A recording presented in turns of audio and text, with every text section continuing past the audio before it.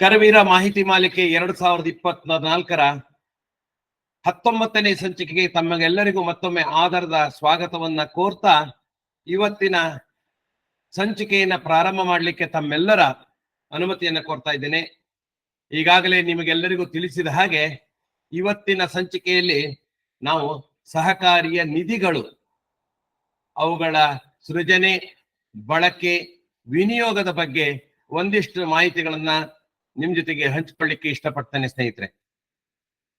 ಕಳೆದ ಸಂಚಿಕೆಯಲ್ಲಿ ಹೇಳಿದ ಹಾಗೆ ನಮ್ಮ ಸಂಚಿಕೆಯಲ್ಲಿ ಸಣ್ಣ ಒಂದು ವಿರಾಮವನ್ನು ತಗೊಂಡು, ಸಂಚಿಕೆಯ ಓಗದಲ್ಲಿ ಒಂದು ವಿರಾಮವನ್ನು ತಗೊಂಡು ನಾವು ನಿಯಮಗಳ ಬಗ್ಗೆ ಮಾತಾಡ್ತಾ ಇದ್ವಿ.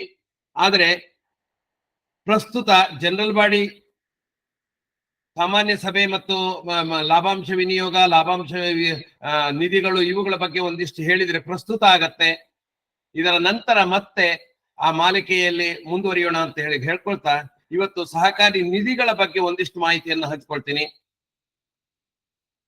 ಸಹಕಾರಿಯ ನಿಧಿಗಳು, ಇವುಗಳ ಬಗ್ಗೆ ಸೃಜನೆ, ಬಳಕೆ, ವಿನಿಯೋಗ, 3 ಅಂಶಗಳಿದ್ದಾವೆ. ಒಂದೊಂದು ನಿಧಿಯಲ್ಲೂ ನಾವು ಗಮನಿಸಬೇಕಾಗಿರೋದು 3 ಅಂಶಗಳು. ಅಂದ್ರೆ ಸೃಜನೆ, ಅದನ್ನು ಹೇಗೆ ಕ್ರಿಯೇಟ್ ಮಾಡಬೇಕು, ಅವುಗಳ ಬಳಕೆ ಮಾಡುವುದರ ಬಗ್ಗೆ ನಮ್ಮ ಸಹಕಾರಿಯಲ್ಲಿ ಏನೇನು ಪ್ರಕ್ರಿಯೆಗಳನ್ನು ನಡೆಸಬೇಕು, ಯಾವ್ದ್ಯಾವ್ದು ವಿಧಿ ನಿಷೇಧಗಳಿದಾವೆ, ನಿಯಮಗಳಿದಾವೆ ಅನ್ನೋದ್ರ ಬಗ್ಗೆ ತಿಳ್ಕೊಳ್ಳೋಣ. ಹಾಗೆ ಅದರ ವಿನಿಯೋಗಗಳನ್ನ ಹೇಗೆ ಮಾಡಬೇಕು ಅನ್ನೋದು. ಅದು 3 ಬೇರೆ ಬೇರೆ ಪದಗಳು, ಅವುಗಳ ಅರ್ಥಗಳನ್ನ ನಾನು ಮುಂದಿನ ಹಂತದಲ್ಲಿ ತಿಳಿಸಲಿಕ್ಕೆ ಇಷ್ಟಪಡ್ತೇನೆ. ಮೊದಲನೇದಾಗಿ ಸ್ನೇಹಿತರೆ, ನಿಧಿಗಳು ಅಂದ್ರೆ ಏನು, ಅವುಗಳ ಬಗ್ಗೆ ತಿಳ್ಕೊಳ್ಳೋಣ. ಆಮೇಲೆ ಯಾವ ಕಾರಣಕ್ಕೋಸ್ಕರ ನಾವು ನಿಧಿಗಳನ್ನ ಸ್ಥಾಪಿಸ್ತೇವೆ ಅನ್ನೋದ್ರ ಬಗ್ಗೆ ತಿಳ್ಕೊಳ್ಳೋಣ. ಅಂದ್ರೆ ನಿಧಿಗಳನ್ನು ಯಾವ ಕಾರಣಕ್ಕೆ, ಯಾವ ಉದ್ದೇಶಕ್ಕೆ ನಾವು ಸ್ಥಾಪಿಸಬೇಕು ಅನ್ನೋದು. ಆಮೇಲೆ ಅವುಗಳ 3 ಭಾಗಗಳು, ಸೃಜನೆ, ಬಳಕೆ, ವಿನಿಯೋಗ, ಅದು ಹೇಗಿರಬೇಕು ಸಹಕಾರಿಗಳಲ್ಲಿ, ಅದರ ಬಗ್ಗೆ ನಮಗೆ ತಪ್ಪು ಕಲ್ಪನೆಗಳೇನಾದ್ರು ಇದ್ರೆ ಯಾವ್ದ್ಯಾವ್ದು, ಅದ್ರ ಬಗ್ಗೆ ತಿಳ್ಕೊಳ್ಳೋಣ. ಮತ್ತೆ ನಿಧಿಯ ಪ್ರಕಾರಗಳು ಯಾವ್ದ್ಯಾವ್ದು, ಅಂದ್ರೆ ನಿಧಿಯ ವಿಧಗಳು, ಟೈಪ್ಸ್ ಆಫ್ ರಿಸರ್ವ್ಸ್. ಮತ್ತೆ ಕೊನೆಯದಾಗಿ ನಿಧಿ ಮತ್ತು ಪ್ರಾವಧಾನಗಳು, ಮಾಡದಿರು ನಿಧಿ ಮತ್ತು ಪ್ರಾವಧಾನಗಳು ಅಂದ್ರೇನು, ಅದರಲ್ಲಿ ಡೂಸ್ ಅಂಡ್ ಡೋಂಟ್ಸ್ ಏನು ಅನ್ನೋದನ್ನ ನಾವು ತಿಳ್ಕೊಳ್ಳೋಣ. ಸಾಮಾನ್ಯವಾಗಿ ಅರ್ಥದ ವಿಚಾರದಲ್ಲಿ ಬಂದ್ರೆ, ನಿಧಿಗಳು ಅಂತ ಹೇಳಿದ್ರೆ ಸಹಕಾರಿಯಲ್ಲಿ ನಿಧಿ, ಫಂಡ್ ಅಂದ್ರೆ ಹೇಗೆ ಕ್ರಿಯೇಟ್ ಆಗತ್ತೆ ಅಂದ್ರೆ, ಅಕ್ಯುಮುಲೇಟೆಡ್ ಪ್ರಾಫಿಟ್ ಅಥವಾ ರಿಟೈನ್ಡ್ ಪ್ರಾಫಿಟ್ ಅಂತೀವಿ ನಾವು.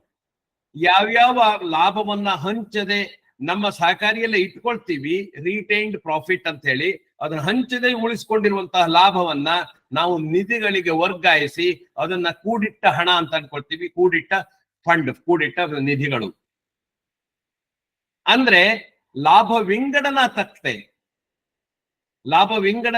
ಲಾಭ ನಷ್ಟ ತಕ್ತೆ ಅಲ್ಲ, ಲಾಭ ವಿಂಗಡನ ತಕ್ತೆಯ ಮೂಲಕ ವಿಂಗಡಣೆಯಾದಂತಹ ಲಾಭದಲ್ಲಿ ವಿವಿಧ ನಿಧಿಗಳಿಗೆ ವಿಂಗಡಣೆಯಾದ ಮೊತ್ತ, ಅಂದ್ರೆ ಯಾವ್ದಾವ್ದೋ ನಿಧಿಗಳಿಗೆ ನಾವು ಅಪ್ರಾಪ್ರಿಯೇಟ್ ಮಾಡ್ತೀವಿ. ಲಾಭ ವಿಂಗಡನಾ ತಕ್ತೆ ಅಂದ್ರೆ ಏನು ಅಂತ ಹಿಂದಿನ ಸಂಚಿಕೆಯಲ್ಲಿ ನಾನು ಉದಾಹರಣೆ ಸಹಿತ ತಮ್ಗೆಲ್ಲರಿಗೂ ಎಕ್ಸ್ಪ್ಲೇನ್ ಮಾಡಿದ್ದೀನಿ. ಲಾಭ ವಿಂಗಡನಾ ತಕ್ತೆ ಲಾಭ ನಷ್ಟ ತಕ್ತೆಯ ನಂತರ ನಾವು ಮಾಡುವಂತಹ ಒಂದು ಅಕೌಂಟಿಂಗ್ ನಮೂದುಗಳನ್ನ ನಮೂದಿಸುವಂತಹ ಒಂದು ಖಾತೆ. ಹಾಗಾಗಿ ಅಂದ್ರೆ ಹಿಂದಿನ ವರ್ಷದ ಲಾಭವನ್ನ ಪೂರ್ತಿಯಾಗಿ ಬಳಸದೇ ಇದ್ರೆ, ಅದನ್ನ ಲಾಭಾಂಶವಾಗಿ ಹಂಚದೇ ಇದ್ರೆ, ನಿಧಿಗಳಿಗೆ ವರ್ಗಾಯಿಸಿಕೊಂಡಿದ್ರೆ ನಿಧಿಗಳು ಇರ್ತದೆ. ಇಲ್ಲಿ 3 ಅಂಶ ಇದೆ. ಹಿಂದಿನ ವರ್ಷ ಲಾಭ ಹೊಂದಿರಬೇಕು, ಆ ಲಾಭವಂಶನ ಪೂರ್ತಿಯಾಗಿ ನಾವು ಲಾಭಾಂಶ ಹಂಚಿಕೆ ಮಾಡಿರಬಾರ್ದು, ಅವುಗಳನ್ನು ನಿಧಿಗೆ ವರ್ಗಾಯಿಸಿಕೊಂಡಿರ್ಬೇಕು. ಹಂಗಿದ್ರೆ ನಮಗೆ ನಿಧಿಗಳು ನಮ್ಮಲ್ಲಿ ಇರ್ತದೆ, ಹಿಂದಿನ ವರ್ಷದ ನಿಧಿಗಳು ಇರ್ತದೆ. ಹಾಗಾಗಿ ಇದನ್ನ ನಾವು ನಿಧಿ ಅಂತೀವಿ.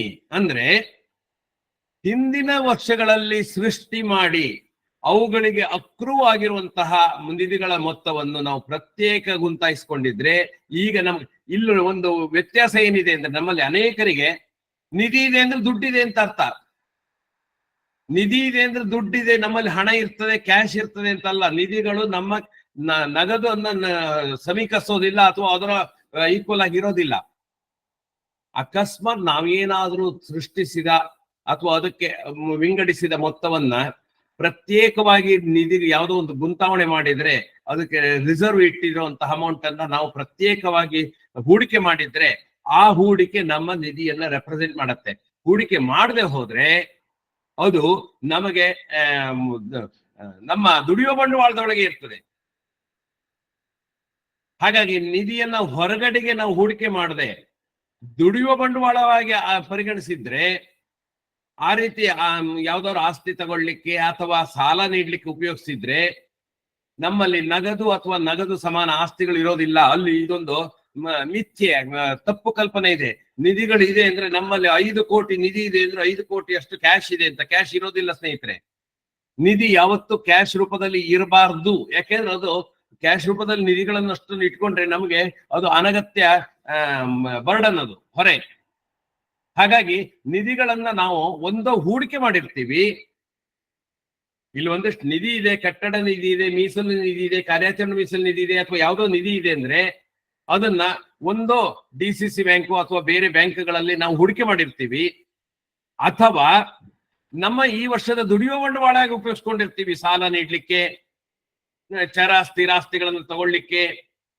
ಹಾಗೆ ನಮ್ಮ ವರ್ಕಿಂಗ್ ಕ್ಯಾಪಿಟಲ್ ನ ಭಾಗವಾಗಿ ಅದನ್ನು ಉಪಯೋಗಿಸ್ಕೊಂಡಿರ್ತೀವಿ. ಹಾಗಾಗಿ ನಾವು ಮೊದಲನೇದಾಗಿ ನಿಧಿಗಳ ವಿಚಾರದಲ್ಲಿ ಯಾರ್ಯಾರು ನಾವು ತಪ್ಪು ಕಲ್ಪನೆ ಇಟ್ಕೊಂಡಿದೀವಿ ಅಲ್ಲಿಂದ ಹೊರಗೆ ಬರೋಣ. ನಿಧಿ ಇದೆ ಅಂತ ಹೇಳಿದ ತಕ್ಷಣ ಅಷ್ಟು ಈಕ್ವಲ್ ಲಿಕ್ವಿಡ್ ಫಂಡ್ಸ್ ಇದೆ, ಲಿಕ್ವಿಡ್ ಫಂಡ್ಸ್ ಇರಬೇಕು ಅಂತಿಲ್ಲ. ಹೆಚ್ಚಿನ ಸಮಯದಲ್ಲಿ ಅಷ್ಟು ಲಿಕ್ವಿಡ್ ಫಂಡ್ಸ್ ಇರೋದಿಲ್ಲ. ಹಾಗಾಗಿ ಅದೊಂದನ್ನ ನಾವು ಗಮನದಲ್ಲಿ ಇಟ್ಕೊಳ್ಳೋಣ. ಹಾಗಾಗಿ ನಿಧಿಗಳು ಅಂತ ಹೇಳಿದ್ರೆ ಲಯಬಿಲಿಟಿ ಸೈಡ್ ಅಲ್ಲಿ ಅಕ್ರೂಡ್ ಫಂಡ್, ಅದು ನಾವು ಲಾಭವನ್ನು ಹಂಚದೆ ಇರಿಸಿಕೊಂಡಂತಹ ಫಂಡ್ ಅಂತ ತಿಳ್ಕೊಳ್ಳೋಣ ಅಷ್ಟೇ. ಇನ್ನು ಒಂದು ಅತಿ ಮುಖ್ಯವಾದಂತಹ ವಿವರಣೆಯನ್ನ ಅರ್ಥದಲ್ಲಿ ನಾನು ಹೇಳ್ಕೊಂಡು ನೆಕ್ಸ್ಟ್ ಹೋಗ್ತೀನಿ. ನಮ್ಮಲ್ಲಿ ತುಂಬಾ ಸಹಕಾರಿಗಳಲ್ಲಿ ತುಂಬಾ ಜನರಿಗೆ, ಇವನ್ ಅಧ್ಯಕ್ಷರಿಗಿರ್ಬೋದು, ಬೋರ್ಡ್ನವರಿಗಿರ್ಬೋದು, ಅಥವಾ ಸಿಒಗಳಿಗೆ ಅಥವಾ ಅಧಿಕಾರಿಗಳಿಗಿರ್ಬೋದು, ಇವನ್ ಸದಸ್ಯರಿಗಿರ್ಬೋದು, ಒಂದು ದೊಡ್ಡ ಕನ್ಫ್ಯೂಷನ್ ಏನಿದೆ ಅಂದ್ರೆ ನಿಧಿ ಮತ್ತು ಪ್ರಾವಧಾನ, ರಿಸರ್ವ್ಸ್ ಮತ್ತು ರಿಸರ್ವ್ಸ್ ಮತ್ತು ಪ್ರಾವಿಷನ್ಸ್. ಅದಕ್ಕೊಂದು ಎಕ್ಸಾಂಪಲ್ ಕೊಟ್ಕೊಂಡು ನಾನು ಮುಂದೆ ಹೋಗ್ತೀನಿ.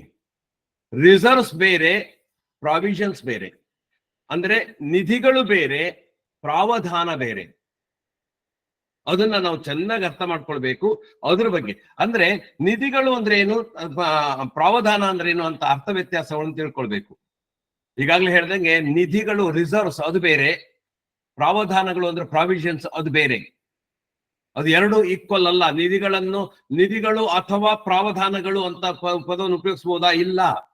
ನಿಧಿಗಳಿಗೆ ಪ್ರಾವಧಾನಕ್ಕೆ ಎರಡಕ್ಕೂ ತತ್ಸಮಾನ ಅರ್ಥ ಇದೆಯಾ? ಇಲ್ಲ. ನಿಧಿಗಳೇ ಬೇರೆ ಅರ್ಥ ಕೊಡುತ್ತೆ, ಪ್ರಾವಧಾನನೇ ಬೇರೆ ಅರ್ಥ ಕೊಡುತ್ತೆ ನಮ್ಮ ಅಕೌಂಟಿಂಗ್ ಸಿಸ್ಟಮ್ ಅಲ್ಲಿ. ಹಾಗಾಗಿ ಅದನ್ನ ನಾವು ಚೆನ್ನಾಗಿ ಅರ್ಥ ಮಾಡ್ಕೊಳ್ಬೇಕು. ಹೇಗೆ ಅಂದ್ರೆ ನಿಧಿಗಳು ಲಾಭ ವಿಂಗಡಣೆಯಿಂದ ಬರ್ತದೆ, ಪ್ರಾಫಿಟ್ ಅಪ್ರಾಪ್ರಿಯೇಷನ್ ಬರ್ತದೆ. ನಿಧಿಗಳು ಮಾಡುವಾಗ ನಾವು ಪ್ರಾಫಿಟ್ ಅನ್ನು ತಗೊಂಡು ಆಮೇಲೆ ಮುಂದುವರಿತೀವಿ, ಅದು ನಮಗೆ ನಿಧಿಗಳಾಗ್ತದೆ. ಆದ್ರೆ ಪ್ರಾಫಿಟ್ ಅಂಡ್ ಲಾಸ್ ಅಕೌಂಟಿಗೆ ನಾವು ಡೆಬಿಟ್ ಮಾಡಿದ್ದರೆ ಚಾರ್ಜ್ ಆನ್ ಪ್ರಾಫಿಟ್ ಅಂತೀವಿ ನಾವು. ಚಾರ್ಜ್ ಎಗನೆಸ್ಟ್ ಪ್ರಾಫಿಟ್ ಅಥವಾ ಚಾರ್ಜ್ ಆನ್ ಪ್ರಾಫಿಟ್ ಅಂತೀವಿ. ಚಾರ್ಜ್ ಆನ್ ಪ್ರಾಫಿಟ್ ಆಗಿದ್ರೆ ಪ್ರಾವಧಾನಗಳನ್ನ ಲಾಭ ನಷ್ಟ ತಕ್ತೆಯಲ್ಲೇ ಡೆಬಿಟ್ ಮಾಡ್ಬಿಡ್ತೀವಿ. ಅಂದ್ರೆ ಅದು ಲಾಭ ನಷ್ಟ ತಕ್ತೆಗೆ ಖರ್ಚಾಗ್ತೀವಿ. ಅಂದರೆ ಪ್ರಾವಧಾನವನ್ನ ಕಲ್ಪಿಸಿದ ನಂತರ ಸಿಗುವಂತಹ ಲಾಭ ಬರ್ತದೆಯಲ್ಲ, ಅದರಿಂದ ನಾವು ನಿಧಿಗಳನ್ನ ಸೃಷ್ಟಿ ಮಾಡ್ತೀವಿ ಅಥವಾ ಅದಕ್ಕೆ ವರ್ಗಾವಣೆ ಮಾಡ್ತೀವಿ. ಪ್ರಾವಧಾನ ಮೊದಲು, ನಿಧಿಗಳು ಕೊನೆಗೆ. ಯಾಕೆಂದ್ರೆ ಪ್ರಾವಧಾನಗಳು ಕಮಿಟ್ಮೆಂಟ್, ಅದು ಒಂದಿಷ್ಟು ಬಾಪ್ತಿಗೆ ಕೊಡಬೇಕಾಗಿರುವಂತದ್ದು, ಅದು ನಮಗೆ ಬೇಕಾಗಿರುವಂತದ್ದು. ಆ ಕಾರಣದಿಂದಾಗಿ ನಾವು ಪ್ರಾವಧಾನವನ್ನ ಮೊದಲು ಪ್ರಾಫಿಟ್ಗೆ ಚಾರ್ಜ್ ಮಾಡ್ತೀವಿ. ಚಾರ್ಜ್ ಎಗನೆಸ್ಟ್ ಪ್ರಾಫಿಟ್ ಅಥವಾ charge on profit and loss ಅಕೌಂಟ್ಗೆ ಡೆಬಿಟ್ ಮಾಡುವಂತದ್ದು.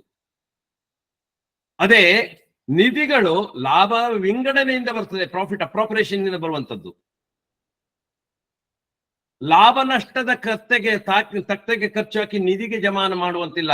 ಮೀಸಲು ನಿಧಿಗೆ ನಾವು ಲಾಭ ನಷ್ಟದ ತಕ್ತೆಗೆ ಹಾಕ್ಬೋದಾ? ಇಲ್ಲ. ಶಿಕ್ಷಣ ನಿಧಿಗೆ ಲಾಭ ನಷ್ಟ ತಕ್ತೆಗೆ ಹಾಕ್ಬೋದಾ? ಇಲ್ಲ. ಏನು ನಾವು ಲಾಭ ವಿಂಗಡಣೆ ಮಾಡ್ತೀವಿ ಅದು ಯಾವುದನ್ನು ಲಾಭ ನಷ್ಟ ತಕ್ತೆಗೆ ಹಾಕುವಂತಿಲ್ಲ, ಹಾಕಬಾರ್ದು. ಕಟ್ಟಡ ನಿಧಿಗೆ ನಾವು ಲಾಭ ನಷ್ಟ ತಕ್ತೆಗೆ ಡೆಬಿಟ್ ಮಾಡಿ ನಾವು ಕಟ್ಟಡ ನಿಧಿಯನ್ನು ಸೃಜನೆ ಮಾಡ್ತೀವಿ, ತಪ್ಪು. ಹಾಗೆ ಪ್ರಾವಧಾನಗಳಿಗೆ ಲಾಭ ವಿಂಗಡಣೆ ತಕ್ತೆಯಲ್ಲಿ ಮಾಡಬಹುದಾ? ಖಂಡಿತ ಇಲ್ಲ. ಲಾಭ ವಿಂಗಡಣೆ ತಕ್ತೆಯಿಂದ ಕೇವಲ ಮತ್ತು ಕೇವಲ ರಿಸರ್ವ್ಸ್ ಅಂದರೆ ನಿಧಿಗಳು ಮಾತ್ರ ಕ್ರಿಯೇಟ್ ಆಗಿರಬೇಕು ಅಥವಾ ಅದಕ್ಕೆ ವಿಂಗಡಣೆ ಆಗಬೇಕು. ಪ್ರಾವಧಾನಗಳಿಗೆ ಕೇವಲ ಮತ್ತು ಕೇವಲ ಲಾಭ ನಷ್ಟ ತಕ್ತೆಗೆ ಚಾರ್ಜ್ ಆಗಬೇಕು. ಎರಡನ್ನು ಮಿಕ್ಸ್ ಮಾಡುವಂತಿಲ್ಲ. ಎರಡಕ್ಕೂ ವಿಶೇಷ ಅರ್ಥ ಇದೆ. ವಿಶೇಷ ಅಂದ್ರೆ ಅವುಗಳ ಟೈರ್ಗಳೇ ಬೇರೆ ಇರ್ತದೆ, ಅವುಗಳ ಹಂತಗಳೇ ಬೇರೆ ಇರ್ತದೆ. ಪ್ರಾವಿಷನ್ಸ್ ಬಗ್ಗೆನೂ ನಾನು ಮುಂದಿನ ಅವಧಿಯಲ್ಲಿ ಪ್ರಾವಿಷನ್ಸ್ ಅಂದ್ರೆ ಏನು, ನಿಧಿಗಳು ಅಂದ್ರೆ ಏನು ಅಂತ ಇವತ್ತು ನೋಡ್ಕೊಳ್ಳೋಣ. ಪ್ರಾವಿಷನ್ಸ್ ಅಂದ್ರೆ ಏನು, ಯಾವ್ದಾವ್ದಕ್ಕೆ ನಾವು ಪ್ರಾವಧಾನ ಮಾಡಬೇಕು, ಅದರದ್ದು ಏನು ಇದಿದೆ ಅಂತೇಳಿ ಮುಂದಿನ ಸಂಚಿಕೆಯಲ್ಲಿ ನಾವು ನೋಡೋಣ. ಹಾಗಾಗಿ ನಿಧಿಗಳು ಮತ್ತು ಪ್ರಾವಧಾನಗಳ ವ್ಯತ್ಯಾಸ, ರಿಸರ್ವ್ಸ್ ಅಂಡ್ ಪ್ರಾವಿಷನ್ಸ್, ಅದು ಎರಡರದ್ದು ವ್ಯತ್ಯಾಸಗಳನ್ನು ಇವತ್ತು ಅರ್ಥ ಮಾಡ್ಕೊಳ್ಳಿ ಸ್ನೇಹಿತರೆ. ಅಂದ್ರೆ ಭವಿಷ್ಯದ ಆರ್ಥಿಕ ಭದ್ರತೆಗಾಗಿ ನಿಧಿಗಳಿದ್ರೆ, ಅಂದ್ರೆ ಮುಂದೆ ಬರುವಂತಹ ವೆಚ್ಚಗಳನ್ನ ಭರಿಸಲಿಕ್ಕೆ ನಾವು ಬೇಕಾಗುವಂತದ್ದು ಆರ್ಥಿಕ ಫೈನಾನ್ಷಿಯಲ್ ಸ್ಟೆಬಿಲಿಟಿಗೋಸ್ಕರ ಮಾಡುವಂತದ್ದು ನಿಧಿಗಳಾಗಿದ್ರೆ, ಈಗಾಗಲೇ ಬಂದಿದೆ, ವೆಚ್ಚಗಳು ಬರ್ತಾ ಇದೆ, ನಿರೀಕ್ಷಿತ ವೆಚ್ಚ ಅಥವಾ ಅನಿರೀಕ್ಷಿತ ನಷ್ಟ, ಅದನ್ನ ಭರಿಸಲಿಕ್ಕೆ ಪ್ರಾವಧಾನ. ನಾವು ಗ್ರಾಚ್ಯುಟಿ ಕೊಡಬೇಕು, ಮುಂದೆ ನಮ್ಮ ಎಂಪ್ಲಾಯೀಸ್ಗೆ ಗ್ರಾಚ್ಯುಟಿ ಕೊಡಬೇಕು. Gratuity can not be fund. Gratuity ಯಾವುದು ರಿಸರ್ವ್ಸ್ ಆಗೋದಿಲ್ಲ, ಅದು ಪ್ರಾವಧಾನ ಆಗತ್ತೆ. ಯಾಕೆಂದ್ರೆ ಅದು ನಿರೀಕ್ಷಿತ ವೆಚ್ಚ. ನಮ್ಮ ಸಿಬ್ಬಂದಿಗಳಿಗೆ ನಾವು ಗ್ರಾಚ್ಯುಟಿಗೆ ಕೊಡುವಂತದ್ದು ಪ್ರಾವಧಾನ. ಅನಿರೀಕ್ಷಿತ ನಷ್ಟ ಭರಿಸಲು ಪ್ರಾವಧಾನ ಅಂದ್ರೆ ಪ್ರಾಫಿಟ್, ನಮ್ಮ ಲಾಭ ನಷ್ಟದ ಇದ್ರಲ್ಲಿ ಹೋಕು ಬಾಕಿ ಪ್ರಾವಧಾನ ಮಾಡ್ತೀವಿ. ಯಾವಾಗ್ಲೂ ಯಾರೋ ಒಂದಿಷ್ಟು ಜನ ಇವರು ಸಾಲಗಾರರು ನಮಗೆ ಹಿಂತಿರುಗದೆ ಹೋದಾಗ ನಾವು ಅದನ್ನ ಭರಿಸ್ಬೇಕು ಅಂದ್ರೆ ಅದು ಅನಿರೀಕ್ಷಿತ ನಷ್ಟ. ಅಂಥದ್ದನ್ನು ಭರಿಸ್ಲಿಕ್ಕೆ ನಾವು ಪ್ರಾವಧಾನ ಮಾಡ್ತೀವಿ. ಭವಿಷ್ಯದ ಆರ್ಥಿಕ ಭದ್ರತೆಗಾಗಿ ನಿಧಿಗಳನ್ನು ಮಾಡಿದರೆ ವೆಚ್ಚ ಅಥವಾ ನಷ್ಟ ಭರಿಸ್ಲಿಕ್ಕೋಸ್ಕರ ನಾವು ಮಾಡುವಂಥದ್ದು ಪ್ರಾವಧಾನ. ವೆಚ್ಚ ನಷ್ಟ ಎರಡನ್ನು ಪ್ರಾಫಿಟ್ ಅಂಡ್ ಲಾಸ್ ಅಕೌಂಟಿಗೆ ಹಾಕುವಂಥದ್ದು. ಲಾಭ ನಷ್ಟದ ತಕ್ತೆಗೆ ವೆಚ್ಚಗಳು ಮತ್ತು ನಷ್ಟಗಳನ್ನು ಚಾರ್ಜ್ ಮಾಡ್ತೀವಿ. ಪ್ರಾಫಿಟ್ ಅನ್ನ ಹಂಚದೆ ಇಟ್ಕೊಳ್ತೀವಿ ಅಂದ್ರೆ ಅದು ನಿಧಿಗಳಾಗತ್ತೆ. ಇದು ಅರ್ಥ ಆಗಿದೆ ಅಂತ ಅನ್ಕೊಳ್ತೇನೆ. ಅಂದ್ರೆ ನಿಧಿಗಳು ಸ್ವಂತ ಬಂಡವಾಳ ಆದ್ರೆ, ನಿಧಿಗಳನ್ನ ನಾವು ಸ್ವಂತ ಬಂಡವಾಳ ಓನ್ ಕ್ಯಾಪಿಟಲ್ಗೆ ನಿಧಿಗಳನ್ನು ಸೇರಿಸ್ತೀವಿ. ಯಾವ್ಯಾವ ನಿಧಿಗಳನ್ನು ಸೇರಿಸ್ತೀವಿ? ಈ ರೀತಿ ನಿಧಿಗಳನ್ನು ಮಾತ್ರ ಸೇರಿಸ್ತೀವಿ. ಸಂದಾಯಿತ ಬಂಡವಾಳ ಅಂದ್ರೆ ಪೇಡ್ ಅಪ್ ಕ್ಯಾಪಿಟಲ್ ಮತ್ತು ಈ ರೀತಿ ನಿಧಿಗಳನ್ನ ನಾವು ಓನ್ ಕ್ಯಾಪಿಟಲ್ ಸೇರಿಸ್ತೀವಿ. ಪ್ರಾವಧಾನ ಇರ್ತದೆಯಲ್ಲ, ಅದು ಕೊಡಬೇಕಾಗಿರುವಂತದ್ದು, ಅದು ಜವಾಬ್ದಾರಿಗಳು. ಅದು ನಮ್ಮ ಸ್ವಂತ ಬಂಡವಾಳದ ಭಾಗ ಆಗೋದಿಲ್ಲ. ಹಾಗಾಗಿ ಹೆಸರಿನಲ್ಲಿ ನಾವು ನಿಧಿ ಅಂತ ಮಾಡಿದೀವಿ ಅಂತ ಹೇಳಿದ ತಕ್ಷಣ ಅದು ನಿಧಿ ಆಗ್ಬಿಡತ್ತೆ. ಪ್ರಾವಧಾನ ಅಂತ ಮಾಡಿದ ತಕ್ಷಣ ಪ್ರಾವಧಾನ ಆಗ್ಬಿಡತ್ತೆ. ಕೇವಲ ಹೆಸರಿನ ಆಧಾರದಲ್ಲಿ ಅದನ್ನ ಗುರುತಿಸ್ಲಿಕ್ಕೆ ಆಗೋದಿಲ್ಲ ಸ್ನೇಹಿತರೆ. ಕಟ್ಟಡ ನಿಧಿ ಅಂತಾನು ಹೇಳ್ತೀನಿ, ಭವಿಷ್ಯ ನಿಧಿ ಅಂತಾನು ಹೇಳ್ತೀನಿ. ಅಂದ್ರೆ ಫಂಡ್ ಅನ್ನ ಪದ ಉಪಯೋಗಿಸಿದೀವಿ ಅಂತ ಮಾತ್ರಕ್ಕೆ ಅದು ರಿಸರ್ವ್ ಆಗ್ಬಿಡತ್ತೆ ಅಥವಾ ಪ್ರಾವಧಾನ. ಫಂಡ್ ರಿಸರ್ವ್ ಆಗ್ಬೋದು, ಪ್ರಾವಧಾನನೂ ಆಗ್ಬೋದು. ನಿಧಿ ಅನ್ನೋ ಹೆಸರು ಪದ ಇದೆ ಅನ್ನೋ ಕಾರಣಕ್ಕೋಸ್ಕರ ಅದು ನಿಧಿಗಳಾಗ್ಬಿಡತ್ತೆ ಅಥವಾ ಅದನ್ನ ಅರ್ಥ ಮಾಡ್ಕೊಳ್ಳಿ. ಹೆಸರಿನ ಆಧಾರದಲ್ಲಿ ನಾವು ಕಟ್ಟಡ ನಿಧಿ ಇದೆ, ಅದು ನಮಗೆ ರಿಸರ್ವ್. ಭವಿಷ್ಯ ನಿಧಿ ಇದೆ, ಅದು ನಮಗೆ ಪ್ರಾವಧಾನ. ಎಂಪ್ಲಾಯೀಸ್, ಸಿಬ್ಬಂದಿಗಳ ಭವಿಷ್ಯ ನಿಧಿ. ಹಾಗಾಗಿ ಇದನ್ನ ಅರ್ಥ ಮಾಡ್ಕೊಂಡಿರೋಣ. ಕಟ್ಟಡ ನಿಧಿ ಆದರೆ ಸವಕಳಿ ನಿಧಿ ಪ್ರಾವಧಾನ, ಡಿಪ್ರಿಸಿಯೇಷನ್. ಒಂದೇ ವಸ್ತುವಿಗೆ ಅಂದ್ರೆ ಕಟ್ಟಡ ನಿಧಿ ಇರುವಂತದ್ದು ಸ್ಥಿರಾಸ್ತಿಗಳಿಗೋಸ್ಕರ, ಸವಕಳಿ ಇರುವಂತದ್ದು ಸ್ಥಿರಾಸ್ತಿಗೋಸ್ಕರ ಆದ್ರೂ ಒಂದು ನಿಧಿ ಆಗತ್ತೆ, ಒಂದು ಪ್ರಾವಧಾನ ಆಗತ್ತೆ. ನೀವು ಅರ್ಥ ಮಾಡ್ಕೊಳ್ಳಿ. ಒಂದನ್ನ ಸವಕಳಿಯನ್ನ ನಾವು ಪ್ರಾಫಿಟ್ ಅಂಡ್ ಲಾಸ್ ಅಕೌಂಟಿಗೆ ಡೆಬಿಟ್ ಮಾಡ್ತೀವಿ, ಕಟ್ಟಡ ನಿಧಿಗೆ ವಿಂಗಡಣೆ ಮಾಡುವಾಗ ಪ್ರಾಫಿಟ್ ಅಂಡ್ ಲಾಸ್ ಅಪ್ರಾಪ್ರಿಯೇಷನ್ ಬರ್ತೀವಿ. ಇದು ಒಳ್ಳೆ ಎಕ್ಸಾಂಪಲ್ ಅನ್ಕೊಳ್ತೀನಿ. ಅಂದ್ರೆ ಗುರುತಿಸ್ಲಿಕ್ಕೆ, ಬೈಫರ್ಕೇಶನ್ ಮಾಡ್ಲಿಕ್ಕೆ ನಿಮ್ಗೆ ಅನುಕೂಲ ಆಗತ್ತೆ. ಮತ್ತೆ ನಿಧಿಗಳಿರ್ಬೋದು, ಪ್ರಾವಧಾನಗಳಿರ್ಬೋದು, ಎರಡು ದುಡಿಯುವ ಬಂಡವಾಳದ ಭಾಗವೇ. ಆದ್ರೆ ಅವುಗಳನ್ನ ಬೇರೆ ಬೇರೆಯಾಗಿ ವಿಂಗಡಿಸೋದು ಯಾತಕ್ಕೆ ಅಂದ್ರೆ ಕೆಲವು ಜವಾಬ್ದಾರಿಗಳು, ಕೆಲವು ಸ್ವಂತ ಬಂಡವಾಳಗಳು. ದುಡಿಯುವ ಬಂಡವಾಳ ಬೇರೆ, ಸ್ವಂತ ಬಂಡವಾಳ ಬೇರೆ. ಮತ್ತೆ ಕನ್ಫ್ಯೂಷನ್ ಮಾಡ್ಕೊಳ್ಬೇಡಿ. ಸ್ವಂತ ಬಂಡವಾಳವೂ ಸೇರತ್ತೆ ದುಡಿಯುವ ಬಂಡವಾಳದಲ್ಲಿ. ಮತ್ತೆ ಕೆಲವು ನಿರ್ದಿಷ್ಟ ನಿಧಿಗಳನ್ನ ಹೊರಗಡೆ ಗುಂತಾಯಿಸಬೇಕು ಅಂದ್ರೆ ಹೊರಗಡೆ ಹೂಡಿಕೆ ಮಾಡುವಂಥದ್ದು ಕಡ್ಡಾಯ. ಸಾಮಾನ್ಯ ಮೀಸಲು 25% ಏನ್ ಇಡ್ತೀವಿ ಅದನ್ನ ಆಕ್ಟ್ ಅಲ್ಲೇ ಹೇಳಿರುವಂತದ್ದು. ಅದನ್ನ ನಾವು ಸೌಹಾರ್ದ ಸಹಕಾರಿ ಇರ್ಬೋದು ಅಥವಾ ಹಳೆಯ ಸಹಕಾರಿ ಸಂಘದ ಕಾಯ್ದೆಯಲ್ಲಿ ಇರ್ಬೋದು, ಅದನ್ನ ಹೊರಗಡೆಗೆ ದುಡಿಯುವ ಬಂಡವಾಳದ ಹೊರಗಡೆಗೆ ನಾವು ಮೀಸಲು ನಿಧಿಗಳಲ್ಲಿ ಹೂಡಿಕೆ ಮಾಡಬೇಕು. ಯೂಶುವಲ್ ಆಗಿ DCC ಬ್ಯಾಂಕ್ಗಳಲ್ಲಿ ಹೂಡಿಕೆ ಮಾಡಬೇಕು ಅಂತ ಹೇಳ್ತೀವಿ. ಹಾಗಾಗಿ ಅದನ್ನ ಒಂದು ಗುರುತಿಸ್ಕೊಂಡಿರಿ. ಆದ್ರೆ ಪ್ರಾವಧಾನಗಳಿದಾವಲ್ಲ, ಅವುಗಳನ್ನ ಹೊರಗಡೆ ಹೂಡಿಕೆ ಮಾಡಲೇಬೇಕು ಅನ್ನೋದು ಕಡ್ಡಾಯ ಇಲ್ಲ. ಪ್ರಾವಧಾನಗಳನ್ನ ನೀವು ಹೋಕುಬಾಕಿ ನಿಧಿ ಅಂತೇಳಿ ಮಾಡ್ತೀರಿ, ಅಥವಾ ಸವಕಳಿ ನಿಧಿ ಮಾಡ್ತೀರಿ, ಅವುಗಳನ್ನೆಲ್ಲ ಹೊರಗಡೆ ಹೂಡಿಕೆ ಬೇಕಾಗಿಲ್ಲ. ಇನ್ನು ಸ್ನೇಹಿತರೆ, ನಮಗೆ ನಿಧಿಗಳನ್ನ ಯಾಕೋಸ್ಕರ ಮಾಡ್ಬೇಕು? ನಾವು ನಿಧಿಗಳನ್ನ ಯಾವ್ಯಾವ ಕಾರಣಕ್ಕೋಸ್ಕರ ನಾವು ಮಾಡ್ತೀವಿ? ಒಂದು ಕಾಯ್ದೆ ನಿರ್ಬಂಧ, ಅಂದ್ರೆ ಆಕ್ಟ್ ಹ್ಯಾಸ್ ಪ್ರಿಸ್ಕ್ರೈಬ್ಡ್ ಅಂತದ್ ಮಾಡ್ಲೇಬೇಕು ಅಂತ ಹೇಳುತ್ತೆ. ಯಾವುದೇ ಕಾಯ್ದೆ ಇರಲಿ, ಓಲ್ಡ್ ಆಕ್ಟ್ ಇರಲಿ, ನ್ಯೂ ಆಕ್ಟ್ ಇರಲಿ, ನಿಮ್ಗೆ ಕಾಯ್ದೆನೆ ಹೇಳುತ್ತೆ. ಮೀಸಲು ನಿಧಿ, ಶಿಕ್ಷಣ ನಿಧಿ ಇತ್ಯಾದಿಗಳನ್ನ ಕಾಯ್ದೆನೆ ಹೇಳಿರ್ತದೆ. ಹಾಗಾಗಿ ಕಾಯ್ದೆ ಪ್ರಕಾರ ನಾವು ನಡಿಲೇಬೇಕು. ಇಲ್ಲದ್ರೆ ಬೈಲಾ ಉಲ್ಲಂಘನೆ, ಕಾಯ್ದೆ ಉಲ್ಲಂಘನೆ ಆಗತ್ತೆ. ಹಾಗಾಗಿ ಕಾಯ್ದೆಯ ಕಾರಣಕ್ಕೋಸ್ಕರ ನಾವು ಒಂದಿಷ್ಟು ನಿಧಿಗಳನ್ನ, ಮೀಸಲು ನಿಧಿಗಳನ್ನ ನಾವು ಸೃಷ್ಟಿ ಮಾಡ್ತೀವಿ. ಇನ್ನು ಎರಡನೆಯದು ಆರ್ಥಿಕ ಸಬಲತೆಗೋಸ್ಕರ.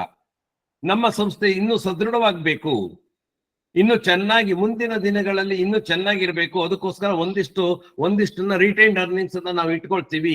ಕಾರ್ಯಾಚರಣೆ ಮೀಸಲು ನಿಧಿ ಇತ್ಯಾದಿ,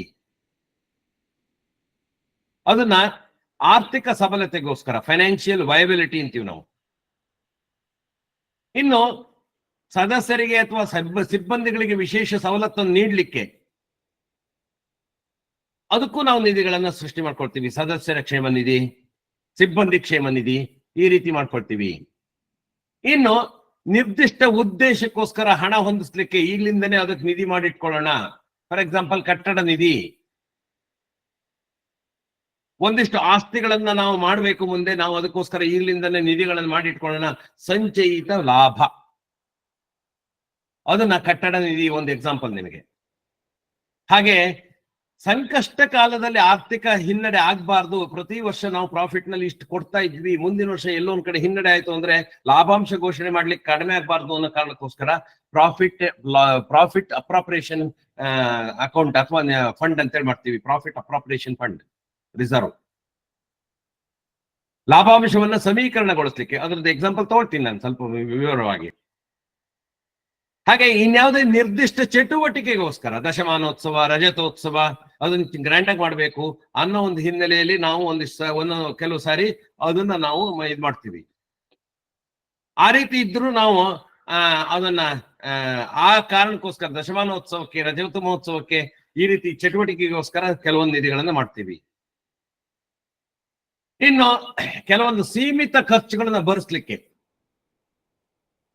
ಭಾವನಾತ್ಮಕವಾಗಿ ನಮ್ಮ ಸದಸ್ಯರ ಜೊತೆಗೆ ನಾವು ಇದ್ ಮಾಡ್ಕೊಂಡಿದೀವಿ, ಅವರಿಗೆ ಏನಾದ್ರೂ ಸಂಕಷ್ಟದ ಸಮಯದಲ್ಲಿ ಅವ್ರ ಜೊತೆಗೆ ಇರ್ಬೇಕು ಅನ್ನೋದು ಅನ್ಸಿದ್ರೆ ಅವರಿಗೋಸ್ಕರ ನಾವು ಕೆಲವೊಂದು ನಿಧಿಗಳನ್ನ ನಾವು ಮಾಡ್ಕೊಳ್ತೀವಿ ಅನ್ನೋದಿದ್ರೆ ಅದನ್ನ ಮಾಡ್ಕೊಳ್ಬಹುದು. ಫಾರ್ ಎಕ್ಸಾಂಪಲ್, ಮರಣೋತ್ತರ ನಿಧಿ. ಹೀಗೆ ಯಾವ್ಯಾವ ಉದ್ದೇಶಕ್ಕೋಸ್ಕರ ನಿಧಿಗಳನ್ನು ಹೊಂದ್ತೀವಿ ಅಂತ ಹೇಳ್ಬೇಕು. ಮುಂದಿನ ಭಾಗದಲ್ಲಿ ನಾನು ಬರ್ತೀನಿ, ನಿಧಿಗಳನ್ನ ಹೊಂದುವ ಉದ್ದೇಶ ಏನಿದೆ ಅಂತೇಳಿ ಅದನ್ನ ನಂತರ ತಗೊಳ್ತೀನಿ. ಇದು ನಿಧಿಗಳನ್ನು ಹೊಂದುವ ಉದ್ದೇಶಗಳು. ಬೇರೆ ಬೇರೆ ಉದ್ದೇಶಕ್ಕೋಸ್ಕರ ನಾವು ನಿಧಿಗಳನ್ನ ಮಾಡಬಹುದು ಕೋಆಪರೇಟಿವ್ಸ್ ನಲ್ಲಿ. ಈ ನಿಧಿಗಳಲ್ಲಿ ಎರಡು ಬಗೆ ಇದೆ, ಪ್ರಕಾರಗಳು ಅಥವಾ ಟೈಪ್ಸ್ ಆಫ್ ರಿಸರ್ವ್ಸ್. ಎರಡು ಬಗೆ ಇದೆ. ಅದರಲ್ಲಿ ಮೊದಲನೇದು ಕಾಯ್ದೆ ಪ್ರಕಾರ ಸೃಷ್ಟಿಸಿದ್ದು. ಕಾಯ್ದೆ ಹೇಳುತ್ತೆ, ನಮ್ಮ ಎರಡು ಕಾಯ್ದೆಗಳು ಇಂತಿಂತ ನಿಧಿಗಳು ಇರಲೇಬೇಕು ಅಂತ ಹೇಳುತ್ತೆ, ಅಂತದನ್ನ ನಾವು ಮಾಡ್ಲೇಬೇಕು. ಉದಾಹರಣೆಗೆ ಸಾಮಾನ್ಯ ಮೀಸಲು ನಿಧಿ, ಸಹಕಾರ ಶಿಕ್ಷಣ ನಿಧಿ, ಕಾರ್ಯಾಚರಣೆ ಮೀಸಲು ನಿಧಿ, ಸಾಮಾನ್ಯ ಕ್ಷೇಮ ನಿಧಿ, ಈ ತರದ ಒಂದಿಷ್ಟು ನಿಧಿಗಳನ್ನ ಆಕ್ಟೇ ಹೇಳುತ್ತೆ ನಮ್ದು. ಈ ನಿಧಿಗಳ ಬಳಕೆ ಮತ್ತು ವಿನಿಯೋಗದ ಕುರಿತಾಗಿ ಕಾಯ್ದೆಯೇ ಸ್ಪಷ್ಟಪಡಿಸಿದೆ. ಈ ನಿಧಿಗಳನ್ನ, ಮೀಸಲು ನಿಧಿಯನ್ನ ಯಾವಾಗ ಉಪಯೋಗಿಸ್ಬೇಕು, ಯಾವುದಕ್ಕೆ ಉಪಯೋಗಿಸ್ಬೇಕು, ಉಪಯೋಗಿಸದೇ ಇಲ್ಲದೆ ಇರುವಾಗ ಎಲ್ಲಿ ವಿನಿಯೋಗ ಮಾಡಬೇಕು, ಇದೆಲ್ಲದರ ಬಗ್ಗೆ ಕಾಯ್ದೆನೇ ಸ್ಪಷ್ಟಪಡಿಸ್ಬಿಟ್ಟಿದೆ. ಅಂದ್ರೆ ಯಾವುದಕ್ಕೆ ಎಷ್ಟು, ಯಾವಾಗ, ಹೇಗೆ ಬಳಕೆ ಮಾಡಬೇಕು ಅನ್ನೋದನ್ನ ಕಾಯ್ದೆ ಹೇಳಿದೆ. ಅದನ್ನ ಹಾಗೆ ಬಳಕೆ ಮಾಡ್ಬೇಕಾಗತ್ತೆ ನಾವು. ಇಲ್ಲದೆ ಹೋದ್ರೆ ಕಾಯ್ದೆ ಉಲ್ಲಂಘನೆ, ಬೈಲಾ ಉಲ್ಲಂಘನೆ ಆಗತ್ತೆ. ಇನ್ನು ಎರಡನೇದು, ಸಹಕಾರಿ ತಾನೇ ಕಾನೂನುಬದ್ಧವಾಗಿ ಸೃಜಿಸಿಕೊಂಡು ಉಪವಿಧಿಯಲ್ಲಿ ಅಳವಡಿಸ್ಕೊಂಡಿರೋದು. ಕಾಯ್ದೆಯಲ್ಲಿ ಹೇಳಿರೋ ನಿಧಿಗಳಲ್ಲದೆ ನಮಗೆ ಒಂದಿಷ್ಟು ನಿಧಿಗಳು ಬೇಕಾಗತ್ತೆ ನಮಗೆ. ಅಂದ್ರೆ ಹಳೆ ಆಕ್ಟ್ ಅಲ್ಲಿ ಇದ್ರೆ ಸೆಕ್ಷನ್ 57(3)D ಅನ್ವಯ ನಿಧಿಗಳನ್ನ ನಾವು ಮಾಡಬಹುದು. ಸಹಕಾರ ಸಂಘದ ಕಾಯ್ದೆಯಲ್ಲಿದ್ರೆ ಅವುಗಳ 57(3)D ಅನ್ವಯ ಮಾಡಬಹುದು. ಅದನ್ನ ಹೆಂಗ್ ಮಾಡ್ಬೋದು ಅನ್ನೋದು ನಾನು ಮುಂದಿನ ಭಾಗದಲ್ಲಿ ಹೇಳ್ತೀನಿ. ಹಾಗೆ ಸೌಹಾರ್ದ ಸಹಕಾರಿಗಳಾಗಿದ್ರೆ ಸೆಕ್ಷನ್ 10 to 20 ಅಂತೀವಿ ನಾವು, ಅದರ ಅನ್ವಯ ಮಾಡ್ಬೋದು. ಅಂದ್ರೆ ನಾವೇ ನಮ್ಮ ಸ್ವಂತಕ್ಕೋಸ್ಕರ ಇದು ಏನು ವಾಲಂಟರಿ ಮಾಡ್ಕೊಂಡಿರುವಂತದ್ದು. ಉದಾಹರಣೆಗೆ ಕಟ್ಟಡ ನಿಧಿ, ಮರಣೋತ್ತರ ನಿಧಿ, ಲಾಭಾಂಶ ಸಮೀಕರಣ ನಿಧಿ, ದಶಮಾನೋತ್ಸವ ಅಥವಾ ರಜತೋತ್ಸವ ನಿಧಿ, ಈ ರೀತಿ ಕೆಲವೊಂದು ಫಂಡ್ಗಳನ್ನ ನಾವೇ ಮಾಡ್ಕೊಳ್ತೀವಿ. ಅದನ್ನ ಬೈಲಾದಲ್ಲಿ ಅಳವಡಿಸ್ಕೊಳ್ತೀವಿ. ನಮಗೆ ಕಾಯ್ದೆ ಇದನ್ನ ಅಧಿಕಾರವನ್ನ ಕೊಟ್ಟಿದೆ. ಜನರಲ್ ಬಾಡಿಯಲ್ಲಿ ರೆಸಲ್ಯೂಷನ್ ಮಾಡಿ ಅದು ಮುಂದೆ ಹೇಳ್ತೀನಿ ಹೇಗ್ ಮಾಡ್ಬೇಕು ಅನ್ನೋದು. ಆ ರೀತಿ ಮಾಡ್ಕೊಂಡ್ರಾಯ್ತು. ಅಂದ್ರೆ ಒಂದು ಕಾನೂನುಬದ್ಧವಾಗಿ ನಮಗೆ ಮಾಡ್ಕೊಳ್ಲಿಕ್ಕೆ ಅನುಕೂಲ ಮಾಡ್ಕೊಂಡಿರುವಂತಹ ಎರಡನೇ ಪ್ರಕಾರಗಳು, ಕಾನೂನು ತಾನೇ ಹೇಳಿರೋದು ಮೊದಲನೇ ಪ್ರಕಾರ. ಎರಡು ಪ್ರಕಾರಗಳ ನಿಧಿಗಳನ್ನ ನಾವು ಮಾಡಬಹುದು. ಇನ್ನು ನಿಧಿಗಳ ಸೃಜನೆ, ಬಳಕೆ, ವಿನಿಯೋಗ, ಈ ಮೂರು ಪದಗಳು ನಮಗೆ ಏನು ಸರ್? ಮೂರು ಪದಗಳು ಬಾರಿ ಚೆನ್ನಾಗಿದ್ದಾವೆ, ಅದರ ಅರ್ಥ ಏನು, ವ್ಯತ್ಯಾಸ ಏನು ಅಂದ್ರೆ, ಒಂದು ಯಾವುದೋ ಒಂದು ನಿಧಿ ಮಾಡುವಾಗ, ನಿಧಿಯನ್ನ ಕ್ರಿಯೇಟ್ ಮಾಡುವಾಗ, ಹುಟ್ಟು ಹಾಕುವಾಗ, ಪ್ರಾರಂಭಿಸುವಾಗ ಅದರ ಹೆಸರು ಬೇಕೇ ಬೇಕು. ಏನು ಹೆಸರು ಇಡ್ತೀರಿ? ಏನು ಕಾರ್ಯಾಚರಣೆ ಮೀಸಲು ನಿಧಿ ಅಂತ ಇಡ್ತೀವಿ, ಅಥವಾ ಸಾಮಾನ್ಯ ಮೀಸಲು ನಿಧಿ ಅಂತ ಇಡ್ತೀವಿ, ಅಥವಾ ಸಹಕಾರಿ ಶಿಕ್ಷಣ ನಿಧಿ ಅಂತ ಇಡ್ತೀವಿ, ಅಥವಾ ಅಂದ್ರೆ ಏನು ಹೆಸರು ಅನ್ನೋದನ್ನ ಹೇಳ್ಬೇಕಾಗತ್ತೆ. ಎರಡನೇದು, ಅದು ಯಾವ ಕಾರಣಕ್ಕೋಸ್ಕರ, ಪರ್ಪಸ್, ಅದರ ಅಬ್ಜೆಕ್ಟಿವ್ ಏನು, ಉದ್ದೇಶ ಹೇಳ್ಬೇಕು. ಮತ್ತೆ ಅದಕ್ಕೆ ಯಾವ ರೀತಿ ವಂತಿಗೆಯನ್ನು ಕೊಡ್ತೀವಿ, ಅದ್ರ ಬಗ್ಗೆ ಕೆಲವೊಂದು ಎಕ್ಸಾಂಪಲ್ ತಗೊಳ್ತೀವಿ. ವಂತಿಗೆ ಅಂದ್ರೆ ಏನು? ಸಬ್ಸ್ಕ್ರಿಪ್ಷನ್, ಚಂದ. ಹೇಗ್ ಬರುತ್ತೆ ಅದಕ್ಕೆ ದುಡ್ಡು? ಸೃಜನೆ ಮಾಡುವಾಗ ಹೆಸರೇನು, ಉದ್ದೇಶ ಏನು, ವಂತಿಗೆ ಹೇಗ್ ಬರುತ್ತೆ, ಅದಕ್ಕೆ ಯಾವ ಮೂಲದಿಂದ ನಾವು ದುಡ್ಡನ್ನು ಸಂಗ್ರಹಿಸ್ತೀವಿ ಅನ್ನೋದ್ರ ಬಗ್ಗೆ ಹೇಳ್ಬೇಕು. ಆಮೇಲೆ ಬಳಕೆ ವಿಚಾರದಲ್ಲಿ ಬಂದಾಗ ಯಾವುದಕ್ಕೆ ಎಷ್ಟು ಹೇಗೆ ಬಳಸಬೇಕು ಅನ್ನೋದನ್ನ ಹೇಳ್ಬೇಕು. ಕಟ್ಟಡ ನಿಧಿ ಇದೆ, ಯಾವುದಕ್ಕೆ ಉಪಯೋಗಿಸಬಹುದು? ನೂತನ ಕಟ್ಟಡಗಳನ್ನು, ನಿವೇಶನಗಳನ್ನು, ಸ್ಥಿರಾಸ್ತಿಗಳನ್ನು ಕೊಳ್ಳಲು ಅಥವಾ ದೀರ್ಘಾವಧಿ ಅವಧಿಗೆ ನಮ್ಮ ಬಾಡಿಗೆ ಅಥವಾ ಲೀಸ್ ಮೇಲೆ ಪಡೆಯಲು ನಾವು ಬಳಕೆ ಮಾಡಬಹುದು. ನಿಮ್ಮ ಅದರಲ್ಲಿ ಬಳಕೆ ಬಗ್ಗೆ ಹೇಳ್ಕೊಂಡಿದ್ದೀರಿ. ಎಸ್. ಎಷ್ಟು ಮಾಡಬಹುದು? 80%, 30%, 10%, ವಾರ್ಷಿಕ 10%ಗಿಂತ ಜಾಸ್ತಿ ಯೂಸ್ ಮಾಡೋಂಗಿಲ್ಲ. ಎಲ್ಲೋ ಸದಸ್ಯರ ಕ್ಷೇಮ ನಿಧಿ ಇದೆ, ನಮ್ದು 3 ಕೋಟಿ ಸದಸ್ಯರ ಕ್ಷೇಮ ನಿಧಿ ಇದೆ ಅಂತೇಳಿ ಯಾವುದೋ ಒಂದು ಟರ್ಮಿನಲ್ ಬಂದಿರುವಂತ ರವೀಂದ್ರನಾಥ್ 3 ಕೋಟಿಯನ್ನು ಬಳಸಿಬಿಡ್ತೀನಿ ನಾನು ಅಂತ ಹೇಳಿದ್ರೆ ಇಲ್ಲ. ವಾರ್ಷಿಕ ಸಂಚಯಿತ ನಿಧಿಗಳಲ್ಲಿ ವಾರ್ಷಿಕ ಇಷ್ಟು ಮಾತ್ರ ಬಳಸಬಹುದು. ಹೇಗೆ ಬಳಸಬೇಕು ಅದ್ರ ಬಗ್ಗೆ ನಿಯಮಗಳಿರ್ಬೇಕು. ನಾನೊಂದಿಷ್ಟು ಎಕ್ಸಾಂಪಲ್ ತಗೊಳ್ತೀನಿ, ಆವಾಗ ನಿಮ್ಗೆ ಗೊತ್ತಾಗತ್ತೆ. ಅವುಗಳನ್ನ ಅದೇ ರೀತಿ ಬಳಕೆ ಮಾಡಬೇಕು. ಮತ್ತೆ ಮೂರನೇದು, ಬಳಕೆ ಬೇರೆ, ವಿನಿಯೋಗ ಬೇರೆ. ಅದು ಬಳಕೆ ಆಗುವವರೆಗೆ ಅಲ್ಲಿ ಹೇಗೆ ವಿನಿಯೋಗ ಮಾಡಬೇಕು. ನಮ್ಮಲ್ಲಿ ಕಟ್ಟಡ ನಿಧಿ ಇದೆ, ಇನ್ನು ಕಟ್ಟಡಗಳನ್ನ ನಾವು ತಗೊಳ್ತಾ ಇಲ್ಲ, ಅಥವಾ ನಮಗೆ ಬೇಕಾಗುವಂತ ನಿವೇಶನ ಸಿಗ್ತಾ ಇಲ್ಲ. ಅಲ್ಲಿವರೆಗೆ ಆ ದುಡ್ಡನ್ನು ಹೇಗೆ ಇಟ್ಕೊಳ್ಳೋದು? ಅದನ್ನ ಕ್ಯಾಶ್ ಆಗಿ ಡ್ರಾದಲ್ಲಿ ಇಟ್ಕೊಳ್ಳೋದಾ, ಅಥವಾ ಹೂಡಿಕೆ ಮಾಡೋದಾ? ಹೇಗೆ ವಿನಿಯೋಗ ಮಾಡಬೇಕು? ನಮ್ಮ ದುಡಿಯುವ ಬಂಡವಾಳ ಉಪಯೋಗಿಸ್ಬೇಕಾ, ಅಥವಾ ಅದನ್ನ ಹೊರಗಡೆ ಎಲ್ಲಾರು ಹೂಡಿಕೆ ಮಾಡ್ಬೇಕಾ ಅನ್ನೋದನ್ನ ವಿನಿಯೋಗ ಅಂತೀವಿ. Investment, deployment. ಇನ್ನು ಇದರ ಇನ್ನೊಂದು ಅಂಶ, ಸೃಜನೆ, ಬಳಕೆ, ವಿನಿಯೋಗ ಅಷ್ಟೇನಾ? ಅದ್ರ ಜೊತೆಗೆ ಇನ್ನೊಂದು ಪ್ರಮುಖವಾದ ಅಂಶಗಳನ್ನು ನಾವು ಹೇಳಲೇಬೇಕು. ಅಂದ್ರೆ ಅವುಗಳಿಗೆ ಆಕರಣೆ ಆಗುವಂತಹ, ನಾವು ಕಟ್ಟಡ ನಿಧಿ ಅಂತ ಇಟ್ಟಿದ್ದೀವಿ, ಅದನ್ನ ನಾವು DCC ಬ್ಯಾಂಕಲ್ಲಿ ಇಟ್ಟಿದ್ದೀವಿ, ಅಥವಾ ಕರ್ನಾಟಕ ಬ್ಯಾಂಕಲ್ಲಿ ಇಟ್ಟಿದ್ದೀವಿ, ಅಥವಾ ಇನ್ನೆಲ್ಲ ಹೂಡಿಕೆ ಮಾಡಿದೀವಿ. ಅದ್ರ ಮೇಲೆ ನಾವು ಬಡ್ಡಿ ಬರ್ತದೆ, ಆದಾಯ ಬರ್ತದೆ.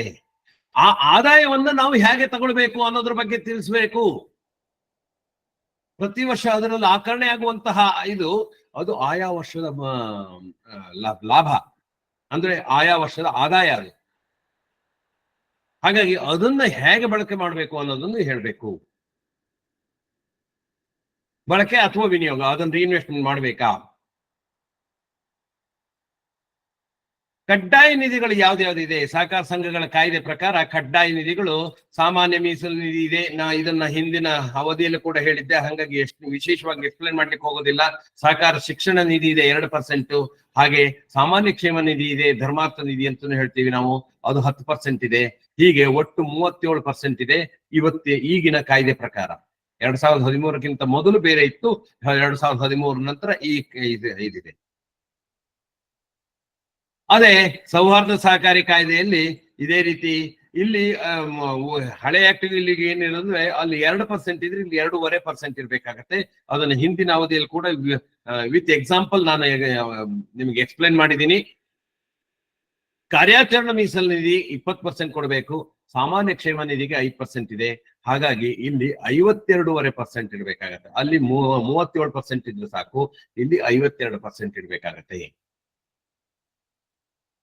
ಸಹಕಾರಿ ಕಾಯ್ದೆಯಲ್ಲಿ 52.5% ಕಡ್ಡಾಯವಾಗಿ ಇಡಲೇಬೇಕಾದಂತ ನಿಧಿಗಳು. ಇನ್ನು ಅನುಕೂಲತೆಗೋಸ್ಕರ ಅಳವಡಿಸಿಕೊಂಡಿರುವಂತದ್ದು ಎರಡನೇ ಪ್ರಕಾರದಲ್ಲಿ ಎರಡನೇ ಟೈಪ್ ಕಟ್ಟಡ ನಿಧಿ ಇದೆ, ಲಾಭಾಂಶ ಸಮೀಕರಣ ನಿಧಿ ಇದೆ, ಪ್ರಾಫಿಟ್ ಅಪ್ರಾಪ್ರಿಯೇಷನ್ ಅಕೌಂಟ್, ಲಾಭಾಂಶ ಸಮೀಕರಣ ನಿಧಿ, ಪ್ರಾಫಿಟ್ ಈಕ್ವಲೈಸೇಷನ್ ಫಂಡ್, ಸಹಕಾರ ಕಲ್ಯಾಣ ನಿಧಿ ಅಂತೇಳಿ ಇಟ್ಕೊಳ್ಬಹುದು, ಸದಸ್ಯರ ಕಲ್ಯಾಣ ನಿಧಿ ಅಂತೇಳಿ ಇರ್ಬೋದು, ಸದಸ್ಯರ ಆರೋಗ್ಯ ಸುರಕ್ಷಾ. ಇದೆಲ್ಲ ಹೆಸರು ನಾನು ಸುಮ್ಮನೆ ಹೇಳಿರೋದು, ಇನ್ನು ಇರ್ಲೇಬೇಕು ಅಂತಿಲ್ಲ. ಮರಣೋತ್ತರ ನಿಧಿ, ಕೈಲಾಸ ನಿಧಿ, ವೈಕುಂಠ ನಿಧಿ, ಚಿರಶಾಂತಿ ನಿಧಿ, ನಿಮ್ಮ ಇದಕ್ ಬೇಕು ಅಂದ್ರೆ ಯಾವ ಹೆಸರು ಇಡಬೇಕು ಅನ್ನೋದು ನೀವು ನೋಡ್ಕೊಳ್ಬಹುದು. ಹಾಗಂತ ಮರಣೋತ್ತರ ನಿಧಿ ಇದ್ದರೆ ಕೈಲಾಸ ನಿಧಿ ಇರುವಂತಿಲ್ಲ, ವೈಕುಂಠ ನಿಧಿ ಒಂದೇ ಉದ್ದೇಶಕ್ಕೆ 2 ಅಥವಾ ಹೆಚ್ಚು ನಿಧಿಗಳನ್ನು ಸ್ಥಾಪಿಸುವಂತಿಲ್ಲ. ಯಾವುದೋ ಒಂದು ಉದ್ದೇಶಕ್ಕೆ ಒಂದೇ ನಿಧಿ ಇರಬೇಕು. ಧರ್ಮಾರ್ಥ ನಿಧಿ, ಸಿಬ್ಬಂದಿ ಕಲ್ಯಾಣ ನಿಧಿ, ಸದಸ್ಯರ ಕಲ್ಯಾಣ ನಿಧಿ ರೀತಿಯೇ ಸಿಬ್ಬಂದಿ ಕಲ್ಯಾಣ ನಿಧಿ, ದಶಮಾನೋತ್ಸವ, ರಜತೋತ್ಸವ ಅಥವಾ ಇನ್ಯಾವುದೋ ಒಂದು ಮಹೋತ್ಸವ ನಿಧಿ, ಪ್ರಚಾರ ನಿಧಿ, ವ್ಯವಹಾರ ಅಭಿವೃದ್ಧಿ ನಿಧಿ, ಹೀಗೆ ಅನೇಕ ಹೆಸರಿನಲ್ಲಿ ನಾನು ಸುಮ್ಮನೆ ಕೆಲವೊಂದು ಎಕ್ಸಾಂಪಲ್ ತಗೊಂಡಿದ್ದೀನಿ. ನಿಮ್ಮಲ್ಲಿ ಇನ್ನೂ ಬೇರೆ ಬೇರೆ ನಿಧಿಗಳನ್ನ ನೀವು ಮಾಡ್ಬೋದು. ಪ್ರತಿಭಾ ಪುರಸ್ಕಾರ ನಿಧಿ, ಈ ರೀತಿ ಅನೇಕ ಹೆಸರುಗಳನ್ನು ಇಟ್ಕೊಳ್ಬಹುದು. ಅದು ಅಗತ್ಯ ಇದೆ ಅಂದ್ರೆ ನಿಧಿಗಳನ್ನು ಹೇಗೆ ಸ್ಥಾಪನೆ ಮಾಡುವಂಥದ್ದು, ಕಾಯ್ದೆ ಪ್ರಕಾರ ಮಾಡುವಂತಹ ನಿಧಿಗಳನ್ನ ಕಾಯ್ದೆ ಪ್ರಕಾರನೇ ಅಳವಡಿಸ್ಕೊಳ್ಬೇಕು. ಬೈಲಾದಲ್ಲಿ ಬಂದ್ಬಿಡುತ್ತೆ, ಅದರ ಬಗ್ಗೆ ನಿಧಿಗಳನ್ನು ಸ್ಥಾಪಿಸುವಂತ ಕ್ರಮ ಬೇರೆನೆ. ಆದ್ರೆ ಸ್ವಂತ ನಾವು ಸ್ವಯಂ ಇದರಲ್ಲಿ ಮಾಡುವಂಥದ್ದು ನಿಧಿಗಳಿದಾವಲ್ಲ, ಅದಕ್ಕೆ ಹೇಗೆ ಆಡಳಿತ ಮಂಡಳಿಯಲ್ಲಿ ವಿಷಯ ಪ್ರಸ್ತಾಪ ಆಗ್ಬೇಕು. ವಿಷಯ ಅನ್ನೋದು ಯಾಕೆ ಅಂದ್ರೆ ನೋಟಿಸ್ ಅಲ್ಲಿ ಬಂದಿರಬೇಕು. ಎಲ್ಲೋ ಅಧ್ಯಕ್ಷರ ಮೇರೆಗೆ ಇತರೆ ವಿಚಾರಗಳಲ್ಲಿ ತಗೊಂಡಿದ್ವಿ ಸಾರ್ ಮಾಡಿದ್ವಿ, ನೋಟಿಸ್ ನಲ್ಲಿ ಬಂದರೆ ವಿಷಯ ಪ್ರಸ್ತಾಪ ಆಗತ್ತೆ. ಆ ರೀತಿ ಒಂದು ನೂತನ ಯಾವುದೋ ಒಂದು ಕಾರಣಕ್ಕೋಸ್ಕರ ಸಹಕಾರಿಯಲ್ಲಿ ಆ ಕಟ್ಟಡ ನಿಧಿಯನ್ನ ಸ್ಥಾಪಿಸುವ ಬಗ್ಗೆ ಚರ್ಚೆ ಅಂತ ಹಾಕೊಳ್ಬೇಕಾಗತ್ತೆ. ಅದ್ರ ಬಗ್ಗೆ ಏನು ಕಾಂಪ್ರೆನ್ಸಿವ್ ಆಗಿ ಒಂದು ರೂಪರೇಷೆಗಳನ್ನು ಮಾಡ್ಕೊಳ್ಬೇಕಾಗತ್ತೆ. ಈಗ ಹೇಳಿದ್ನಲ್ಲ, ನಿಧಿಯ ಸೃಜನೆ, ಹೆಸರು, ಬಳಕೆ, ವಿನಿಯೋಗ, ಈಗ ಏನೇನು ಹೇಳಿದ್ವಿ ಅದಷ್ಟು ವಿಷಯಗಳನ್ನು ಒಳಗೊಂಡಂತೆ ಒಂದು ಸಮಗ್ರವಾದ ರೂಪರೇಷೆ ಇರಬೇಕಾಗತ್ತೆ.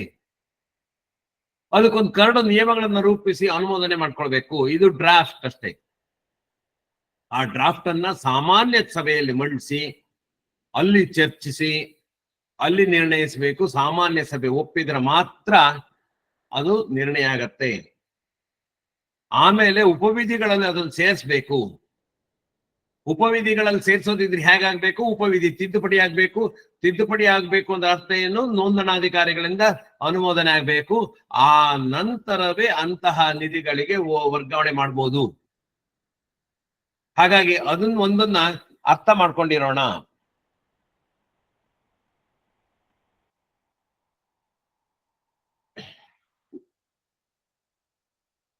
ಇನ್ನು ನಿಧಿಯ ಸ್ಥಾಪಿಸುವ ಕ್ರಮದಲ್ಲಿ ಇನ್ನೊಂದು ಸ್ವಲ್ಪ ಆಳವಾಗಿ ಹೋಗೋಣ. ಮೊದಲು ಸೂಕ್ತವಾದ ಹೆಸರು ಇಡಬೇಕು. ಕಟ್ಟಡ ನಿಧಿ ಅಂತ ಹೇಳ್ತೀವಿ ಯಾಕೆಂದ್ರೆ ಕಟ್ಟಡಕ್ಕೆ ಸಂಬಂಧಪಟ್ಟ ಸ್ಥಿರಾಸ್ತಿಗೆ ಸಂಬಂಧಪಟ್ಟಿದ್ದು ಅಂತ ಇದು. ಕಟ್ಟಡ ನಿಧಿಯನ್ನ ಚರಾಸ್ತಿಗೆ ಉಪಯೋಗಿಸಲಿಕ್ಕೆ ಬರೋದಿಲ್ಲ. ಹಾಗಾಗಿ ಹೆಸರು ಏನು ಅಂತ ಪ್ರಸ್ತಾಪ ಮಾಡಬೇಕು. ಅದಕ್ಕೆ ವಂತಿಗೆ ಸಂಗ್ರಹಿಸುವ ನಿರ್ದಿಷ್ಟ ರೂಪರೇಷೆ. ಕಟ್ಟಡ ನಿಧಿಗೆ ಯಾವ ರೀತಿ ಸಂಗ್ರಹಿಸ್ತೀವಿ?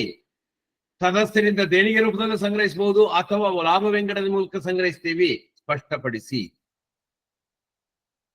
ಆಮೇಲೆ ಬಳಕೆ ಹೇಗ್ ಮಾಡ್ತೀವಿ ಅಂದ್ರೆ ಯಾವ ಸಂದರ್ಭದಲ್ಲಿ ಎಷ್ಟು ಅಮೌಂಟ್ ಅನ್ನ ಅದರಿಂದ ನಾವು ಬಳಸಬಹುದು ಅನ್ನೋದ್ರ ಬಗ್ಗೆ ಸ್ಪಷ್ಟತೆ ಇರಬೇಕಾಗತ್ತೆ. ಮೂರನೇದಾಗಿ ಬಳಕೆ ಆಗುವವರೆಗೆ ಹೇಗೆ ಹೂಡಿಕೆ ಮಾಡಬೇಕು ಅನ್ನೋದ್ರ ಬಗ್ಗೆ ನಿರ್ದಿಷ್ಟವಾಗಬೇಕು. ಒಂದು, ನಾವು ಹೊರಗಡೆ ಹೂಡಿಕೆ ಮಾಡ್ಬೇಕಾ ಅಥವಾ ನಮ್ಮಲ್ಲಿಯೇ ದುಡಿಯುವ ಬಂಡವಾಳವಾಗಿ ಇಟ್ಕೊಳ್ಬಹುದಾ? ಇನ್ನು ಹೊರಗಡೆ ಇದಿಷ್ಟು ನಿಧಿಯಲ್ಲಿ ಬರಬೇಕಾದಂತಹ ಒಂದು ಕರಡು ಪ್ರತಿಯಲ್ಲಿ ಬರಬೇಕಾಗಿರುವ ಅಂಶಗಳು. ಅದಕ್ಕೋಸ್ಕರ ಮತ್ತೊಮ್ಮೆ ಹೇಳ್ತಾ ಇದ್ದೀನಿ, ಅದಕ್ಕೆ ಆಕರಣೆ ಆಗುವಂತಹ ಹಣವನ್ನು ಯಾವ ರೀತಿ ಉಪಯೋಗಿಸ್ಬೇಕು, ಅದನ್ನು ನಿಧಿಗೆ ವರ್ಗಾಯಿಸಬೇಕಾ ಅಥವಾ ಅದನ್ನ ನಮ್ಮ ಲಾಭದಲ್ಲಿ ತಗೊಳ್ಬಹುದಾ, ಯಾವ ರೀತಿ ಅನ್ನೋದನ್ನು ನಾವು ನಿರ್ದಿಷ್ಟಪಡಿಸಬೇಕು. ನಿಧಿ ಸ್ಥಾಪಿಸುವ ಕ್ರಮ ಹೀಗಾದ್ರೆ ಅದನ್ನು ಬಳಸುವ ಕ್ರಮ ಹೇಗೆ? ಪ್ರತಿಯೊಂದು ನಿಧಿಯ ಬಳಕೆ ಬಗ್ಗೆ ನಿಯಮಗಳು ಇರ್ತದೆ. ಆಯಾ ನಿಧಿಯ ಬಳಕೆಯ ನಿಯಮಾನುಸಾರ ಆಯಾ ನಿಧಿಗಳನ್ನು ಬಳಸಬೇಕು. ಕಟ್ಟಡ ನಿಧಿ ಇದೆ ಅಂದ್ರೆ ಕಟ್ಟಡಕ್ಕೋಸ್ಕರ ಯಾವ ತರದಲ್ಲಿ ನಾವು ಇದನ್ನು ಉಪಯೋಗಿಸಬಹುದು ಅನ್ನೋದನ್ನ ನಾವು ಹೇಳಿರ್ಬೇಕು. ಹಾಗೆ ಬಳಕೆಗೆ ಮುನ್ನ ಅಂದ್ರೆ ಬಳಕೆ ಮಾಡೋಕ್ಕಿಂತ ಮೊದಲು ಯಾವ ನಿಧಿಯನ್ನ ಯಾವ ಕಾರಣಕ್ಕೋಸ್ಕರ ಎಷ್ಟು ಬಳಸಬೇಕು ಅನ್ನೋದು ಚರ್ಚೆಯಾಗಿ ನಿರ್ಣಯ ಆಗಿರ್ಬೇಕು ಆಡಳಿತ ಮಂಡಳಿಯಲ್ಲಿ. ಯಾಕಂದ್ರೆ ನಿಧಿಯನ್ನು ಸ್ಥಾಪಿಸೋದು ಜನರಲ್ ಬಾಡಿ ಡಿಸಿಷನ್ ಆದ್ರೂ ಬಳಸೋದಂತೂ ಆಡಳಿತ ಮಂಡಳಿ ನಿರ್ಣಯ. ಬಳಸ್ಲಿಕ್ಕೆ ಪ್ರತಿ ಸಾರಿ ಬಳಸ್ಲಿಕ್ಕೆ ಆ ನಿಧಿಯನ್ನು ಬಳಸ್ಲಿಕ್ಕೋಸ್ಕರ ಜನರಲ್ ಬಾಡಿ ಬರ್ಬೇಕಾ? ಇಲ್ಲ.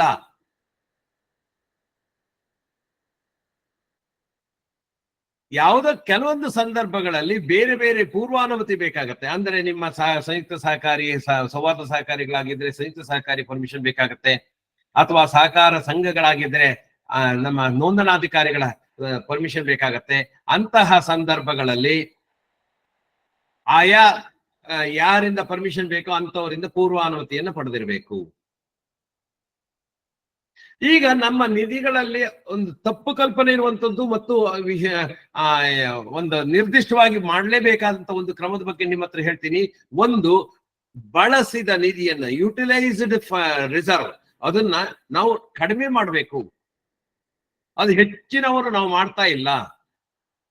ಯಾವುದೇ ನಿಧಿಯನ್ನ ಬಳಸಿದ ನಂತರ ಅಂತಹ ನಿಧಿಯಿಂದ ಅಂತಹ ಮೊತ್ತವನ್ನ ಕಡಿಮೆಗೊಳಿಸಬೇಕು. ಕಟ್ಟಡ ನಿಧಿ ಇದೆ, ಕಟ್ಟಡ ನಿಧಿ ನಮ್ಮಲ್ಲಿ 5 ಕೋಟಿ ರೂಪಾಯಿ ಇದೆ.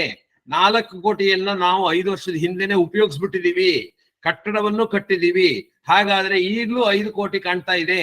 ಹಾಗಾದ್ರೆ ಅದನ್ನ ಕಡಿಮೆ ಮಾಡದೆ ಹೋದ್ರೆ ಇನ್ನೊಮ್ಮೆ ರವೀಂದ್ರನಾಥ್ ಬಂದಾಗ ಮತ್ತೆ 5 ಕೋಟಿ ಕಟ್ಟಡ ನಿಧಿ ಇದೆ ಅಂತೇಳಿ ಮತ್ತೆ ಅವನು 5 ಕೋಟಿಗೆ 4 ಕೋಟಿ ಮತ್ತೆ ಬಳಸ್ಲಿಕ್ಕೆ ಉಪಯೋಗಿಸ್ಬೋದು, ಮುಂದಾಗ್ಬೋದು. ಇಲ್ಲ, ನೀವು ಯಾವ್ಯಾವ ನಿಧಿಯನ್ನು ಇಟ್ಕೊಂಡಿದ್ದೀರೋ ಅದನ್ನ ಬಳಸಿದ ನಂತರ ಅದಕ್ಕೆ ಆ ನಿಧಿಯಿಂದ ಕಡಿಮೆ ಮಾಡಬೇಕು. ಹೇಗೆ ಅನ್ನೋದನ್ನ ನಾನು ಕೆಲವೊಂದು ಎಕ್ಸಾಂಪಲ್ ತಗೊಳ್ತೀನಿ ನಿಮಗೆ. ಅಂದ್ರೆ ಯಾವುದೇ ನಿಧಿಗೆ ಸಂಬಂಧಪಟ್ಟಂತೆ ಹಣ ಬಳಕೆ ಆಗಿದ್ದಲ್ಲಿ ಆ ನಿಧಿಯನ್ನು ಕಡಿಮೆ ಮಾಡಬೇಕು. ಅದಿಲ್ಲದೆ ಹೋದ್ರೆ ಅಂತಹ ನಿಧಿಗಳು ಮತ್ತೆ ಬಳಕೆ ಆಗುವಂತಹ ಸನ್ನಿವೇಶ ಇರ್ತದೆ. ಮತ್ತೆ ಯಾವುದೇ ನಿಧಿಯನ್ನ ಬಳಕೆ ಮಾಡ್ಲಿಕ್ಕೆ ನಿರ್ದೇಶಕರಿಗೆ ಅನುಮತಿ ಇರೋದು ಹೋದಾದ್ರೂ ನಂತರದ ಸಾಮಾನ್ಯ ಸಭೆಯಲ್ಲಿ ಪ್ರಸಕ್ತ ಸಾಲಿನಲ್ಲಿ ನಿಧಿಗಳ ಬಳಕೆಯ ವಿಚಾರ ಅನ್ನೋದು ಶಾಸನಾತ್ಮಕ ವಿಚಾರ, ಅದನ್ನು ಆಗ್ಲೇಬೇಕು. ಹಾಗಾಗಿ ಈ ವರ್ಷ ಯಾವುದೇ ಆ ರೀತಿಯ ನಿಧಿಗಳನ್ನು ಬಳಸಿರುವುದಿಲ್ಲ ಅಂತಲಾರು ಹೇಳಬೇಕು, ಅಥವಾ ಯಾವ್ಯಾವ ನಿಧಿಯನ್ನ ಎಷ್ಟೆಷ್ಟು ಯಾವ ಕಾರಣಕ್ಕೋಸ್ಕರ ಬಳಸಿದೀವಿ ಅನ್ನೋದನ್ನ ನೀವು ಜನರಲ್ ಬಾಡಿಗೆ ತಿಳಿಸ್ಬೇಕು, ಅವ್ರ ಒಪ್ಪಿಗೆ ಕೊಡಬೇಕು. ಹಾಗಾಗಿ ಈ ಬಳಸಿದ ನಿಧಿಯನ್ನ ಹೇಗೆ ಕಡಿಮೆ ಮಾಡಬಹುದು ಅನ್ನೋದ್ರ ಬಗ್ಗೆ, ಸ್ಥಿರ ಆಸ್ತಿಗಳಿಗೆ ಸಂಬಂಧಿಸಿದ ನಿಧಿಯನ್ನ ವರ್ಗಾವಣೆ ಮಾಡಿ ಕಡಿಮೆ ಮಾಡಬೇಕು. ಅಂದ್ರೆ ಕಟ್ಟಡ ನಿಧಿ ಇದೆ, ಸವಕಳಿ ನಿಧಿ ಇದೆ, ಇದನ್ನ ಅದು ಉಪಯೋಗಿಸಿದ ನಂತರ ಎಷ್ಟೋ ಕಡೆ ನಾವು ನೋಡ್ತೀವಿ ಸವಕಳಿ ನಿಧಿ ಅಂತಿದೆ. ಫರ್ನಿಚರ್ ಮೇಲೆ, ಪೀಠೋಪಕರಣಗಳ ಮೇಲೆ ಸವಕಳಿ ನಿಧಿ ಅಂತಿದೆ. ಪೀಠೋಪಕರಣಗಳಿಗಿಂತ ಜಾಸ್ತಿ ಸವಕಳಿ ನಿಧಿ ಇದೆ. ತಪ್ಪಾಗತ್ತೆ. ಅದನ್ನ ವರ್ಗಾವಣೆ ಮಾಡಬೇಕು. ಸ್ಥಿರ ಆಸ್ತಿಗಳಿಗೆ ಸಂಬಂಧಿಸಿದ ನಿಧಿಗಳನ್ನ ವರ್ಗಾವಣೆ ಮಾಡಬೇಕು. ಅದೇ ವೆಚ್ಚಗಳಿಗೆ ಸಂಬಂಧಿಸಪಟ್ಟಿದ್ರೆ ಆಯಾ ನಿಧಿಗಳಿಗೆ ನೇರವಾಗಿ ಖರ್ಚು ಹಾಕಿ ಕಡಿಮೆ ಮಾಡಬೇಕು. ಫಾರ್ ಎಕ್ಸಾಂಪಲ್ ಶಿಕ್ಷಣ ನಿಧಿ ಅಂತ ನಾವು ಮಾಡ್ತೀವಿ. ಶಿಕ್ಷಣ ನಿಧಿಗೆ ನೇರವಾಗಿ ಖರ್ಚು ಹಾಕಿ ಪೇಮೆಂಟ್ ಮಾಡ್ಬಿಡ್ತೀವಿ. ಆ ನಿಧಿಯನ್ನು ನೀವು ಪ್ರತಿ ವರ್ಷ ಬ್ಯಾಲೆನ್ಸ್ ಶೀಟ್ ಅಲ್ಲಿ ಶಿಕ್ಷಣ ನಿಧಿ ಇರುತ್ತಾ? ಈ ವರ್ಷ ಮಾಡಿದ್ದಷ್ಟೇ ಇರ್ತದೆ, ಹಿಂದಿನ ವರ್ಷದ ನಿಧಿ ಯಾವುದು ಇರೋದಿಲ್ಲ. ಯಾಕೆಂದ್ರೆ ಅದು ಪೇಮೆಂಟ್ ಮಾಡ್ಬಿಡ್ತೀರಿ, ಡೈರೆಕ್ಟ್ ಆಗಿ ಅದಕ್ಕೆ ಖರ್ಚಾಗ್ತೀರಿ. ಸಾಮಾನ್ಯ ಕ್ಷೇಮ ನಿಧಿ ಮರಣೋತ್ತರ ನಿಧಿ, ಯಾವುದೋ ಒಬ್ಬ ಸದಸ್ಯರು ಮರಣ ಹೊಂದಿದಾಗ ಅವರಿಗೆ 5,000 ರೂಪಾಯಿ 10,000 ರೂಪಾಯಿ ಕೊಡಬೇಕು ಅಂತಿದೆ. ಈ ಸಾರಿ ನಮ್ಮಲ್ಲಿ ಒಂದು 5 ಜನ ಆ ರೀತಿ ಮೃತಪಟ್ಟಿದ್ದಾರೆ, ಅವರಿಗೆ ಕೊಟ್ಟಿರುವಂತ ಅಮೌಂಟ್ ಅನ್ನ ನಾವು ಎಲ್ಲ ಆಯಾ ಮರಣೋತ್ತರ ನಿಧಿಯಲ್ಲೇ ಕಡಿಮೆ ಮಾಡಬೇಕು. ಯಾಕೆಂದ್ರೆ ಅದು ವೆಚ್ಚ. ಆಸ್ತಿಗೆ ಸಂಬಂಧಪಟ್ಟಿದ್ದಾದ್ರೆ ವರ್ಗಾವಣೆ ಮಾಡಬೇಕು, ವೆಚ್ಚಗಳಿಗೆ ಸಂಬಂಧಪಟ್ಟಿದ್ದಾದ್ರೆ ಅದನ್ನ ಆಯಾ ವೆಚ್ಚಗಳಿಂದ ಕಡಿಮೆ ಮಾಡಬೇಕಾಗತ್ತೆ. ಇಲ್ಲಿ ನಿಮಗೊಂದು ಇದು ಬರ್ಬೋದು, ಸರ್ ಆಸ್ತಿಗಳಾದ್ರೆ ವರ್ಗಾವಣೆ ಮಾಡಬೇಕು, ವೆಚ್ಚಗಳಿಗಾದ್ರೆ ಆಸ್ತಿಗಳಾದ್ರೆ ಯಾಕೆ ವರ್ಗಾವಣೆ ಮಾಡಬೇಕು, ಅದನ್ನು ಯಾಕೆ ಆಯಾ ಆಸ್ತಿಗಳಿಂದ ಕಡಿಮೆ ಮಾಡಬಾರದು? ತಪ್ಪು. ಯಾಕೆಂದ್ರೆ ಆಸ್ತಿ ನಷ್ಟ ಆಗಿರೋದಿಲ್ಲ, ಆಸ್ತಿ ನಮ್ಮಲ್ಲಿ ಇರ್ತದೆ. ಹಾಗಾಗಿ ಆಸ್ತಿ. ಅದೇ ವೆಚ್ಚಗಳಾದ್ರೆ ನಾವು ಬೇರೆ ಕಡೆ ಕೊಟ್ಟಿರ್ತೀವಿ, ಅವುಗಳು ನಮಗೆ ಬ್ಯಾಲೆನ್ಸ್ ಶೀಟ್ ನಲ್ಲಿ ಬಲಭಾಗದಲ್ಲಿ ಯಾವುದೇ ಅಸೆಟ್ ಮೂಲಕ ರೆಪ್ರೆಸೆಂಟ್ ಮಾಡೋದಿಲ್ಲ. ಹಾಗಾಗಿ ಅಂತಹ ವೆಚ್ಚಗಳಲ್ಲೇ ಕಡಿಮೆ ಮಾಡಬೇಕಾಗತ್ತೆ. ಹಾಗಾಗಿ ಇದನ್ನ ಸ್ವಲ್ಪ ಆಳವಾಗಿ ಯೋಚನೆ ಮಾಡಿದಾಗ ನಿಮ್ಗೆ ಗೊತ್ತಾಗುತ್ತೆ ಇದರ ವ್ಯತ್ಯಾಸ ಏನು, ಇದರ ಪರಿಣಾಮ ಏನು ಅನ್ನೋದು. ಮತ್ತೆ ನಿಧಿಗಳನ್ನ 5 ವರ್ಷಕ್ಕೊಂದ್ಸಾರಿ ಈ ರೀತಿ ಮಾಡ್ತೀವಿ ಅಲ್ಲ, ಯಾವ ವರ್ಷದಲ್ಲಿ ಏನೇನು ಮಾಡಿದಿರೋ ಅದಷ್ಟದ್ದು ಆಯಾ ವರ್ಷದಲ್ಲೇ ಕಡಿಮೆ ಮಾಡೋದ್ರಿಂದ ನಮ್ಮ ನಿಧಿಗಳು ಮತ್ತು ಅಸೆಟ್ಗಳು ಸರಿಯಾದ ರೂಪದಲ್ಲಿ ಇರ್ತದೆ, ತಕ್ಕಗಳು ನೈಜವಾಗಿರ್ತದೆ, ರಿಯಲ್ ಪೊಸಿಷನ್ ನಮ್ಗೆ ಕಾಣುತ್ತೆ. So we can apprise the real position. ಇದು ನಿಧಿಗಳನ್ನ ಕಡಿಮೆ ಮಾಡುವಂಥದ್ದು, ಇದು ಅಂದ್ರೆ ಆಯಾ ವೆಚ್ಚ ಆದಾಗ. ಇನ್ನು ಮುಕ್ತಾಯ ಮಾಡುವಂಥದ್ದು ಬರ್ತದೆ. ಮುಕ್ತಾಯ ಮಾಡುವಂತ ಬಗೆ ಏನ್ಗೆ, ಬಳಕೆ ಆದ ನಂತರ ಕೆಲವೊಂದು ಅಮೌಂಟ್ ಉಳಿಬಹುದು. ಅದರಲ್ಲಿ ನಾವು ಯಾವ್ದೋ ಒಂದು ನಿಧಿ ಮಾಡಿದ್ವಿ, ಅದರಲ್ಲಿ ದಶಮಾನೋತ್ಸವ ನಿಧಿ ಅಂತೇಳಿ ಮಾಡಿದ್ವಿ ಸರ್. ದಶಮಾನೋತ್ಸವಕ್ಕೆ ಅಂತೇಳಿ ನಾವು 4 ಲಕ್ಷ ರೂಪಾಯಿ ನಿಧಿ ಮಾಡಿದ್ವಿ, ನಮಗ್ ಖರ್ಚಾಗಿದ್ದು 3,33,000 ರೂಪಾಯಿ ಮಾತ್ರ, ಇನ್ನು 67,000 ರೂಪಾಯಿ ಉಳಿದಿದೆ, ಏನ್ ಮಾಡ್ಬೇಕು? ಹಾಗೇನಾದ್ರು ಇದ್ರೆ ಅಂತಹ ನಿಧಿಗಳನ್ನು ಹೇಗೆ ಮುಕ್ತಾಯಗೊಳಿಸ್ಬೇಕು? ದಶಮಾನೋತ್ಸವ ಇನ್ನೊಂದ್ಸರಿ ಬರೋದಿಲ್ಲ ಸ್ನೇಹಿತರೆ. ದಶಮಾನೋತ್ಸವ ನಿಧಿಯನ್ನು ದಶಮಾನೋತ್ಸವ ಬಳಸ್ಬೇಕು. ಅದಿಲ್ದೆ ಹೋದ್ರೆ ಅದನ್ನ ಮುಕ್ತಾಯಗೊಳಿಸ್ಬೇಕು. ಇಲ್ದೆ ಹೋದ್ರೆ ದಶಮಾನೋತ್ಸವವನ್ನು 2ನೇ ಸರಿ ಉಪಯೋಗಿಸ್ತೀವ? ಇಲ್ಲ, 2ನೇ ಸರಿ ದಶಮಾನೋತ್ಸವ ಬರೋದಿಲ್ಲ. ಇನ್ ಬರೋದೇನಿದ್ರು ರಜತ ಮಹೋತ್ಸವ ಅಥವಾ ಅಮೃತ ಮಹೋತ್ಸವ ಅಲ್ವಾ? ಹಾಗಾಗಿ ನಿರ್ದಿಷ್ಟ ಉದ್ದೇಶಕ್ಕೋಸ್ಕರ ಯಾವ್ದಾದ್ರು ನಿಧಿಗಳು ಸಂಪೂರ್ಣ ಬಳಕೆಯಾಗಿದ್ದಲ್ಲಿ ಅವುಗಳು ಮುಂದೆ ಅವಶ್ಯಕತೆ ಬರ್ತಾ ಇಲ್ಲ ಅಂದ್ರೆ ಅಂತಹ ಮೊತ್ತನ್ನ ಸಾಮಾನ್ಯ ಸಭೆಯ ಅನುಮೋದನೆಯೊಂದಿಗೆ ಸೂಕ್ತ ನಿಧಿಗೆ ವರ್ಗಾಯಿಸಬೇಕು. ಈಗ ಕಟ್ಟಡ ನಿಧಿಗಳನ್ನ ಸಂಪೂರ್ಣವಾಗಿ ಬಳಕೆ ಮಾಡ್ಕೊಂಡ್ಬಿಟ್ಟಿದೀವಿ, ಮತ್ತೆ ನಾವು ಕಟ್ಟಡವನ್ನ ನಾವು ಮಾಡೋದಿಲ್ಲ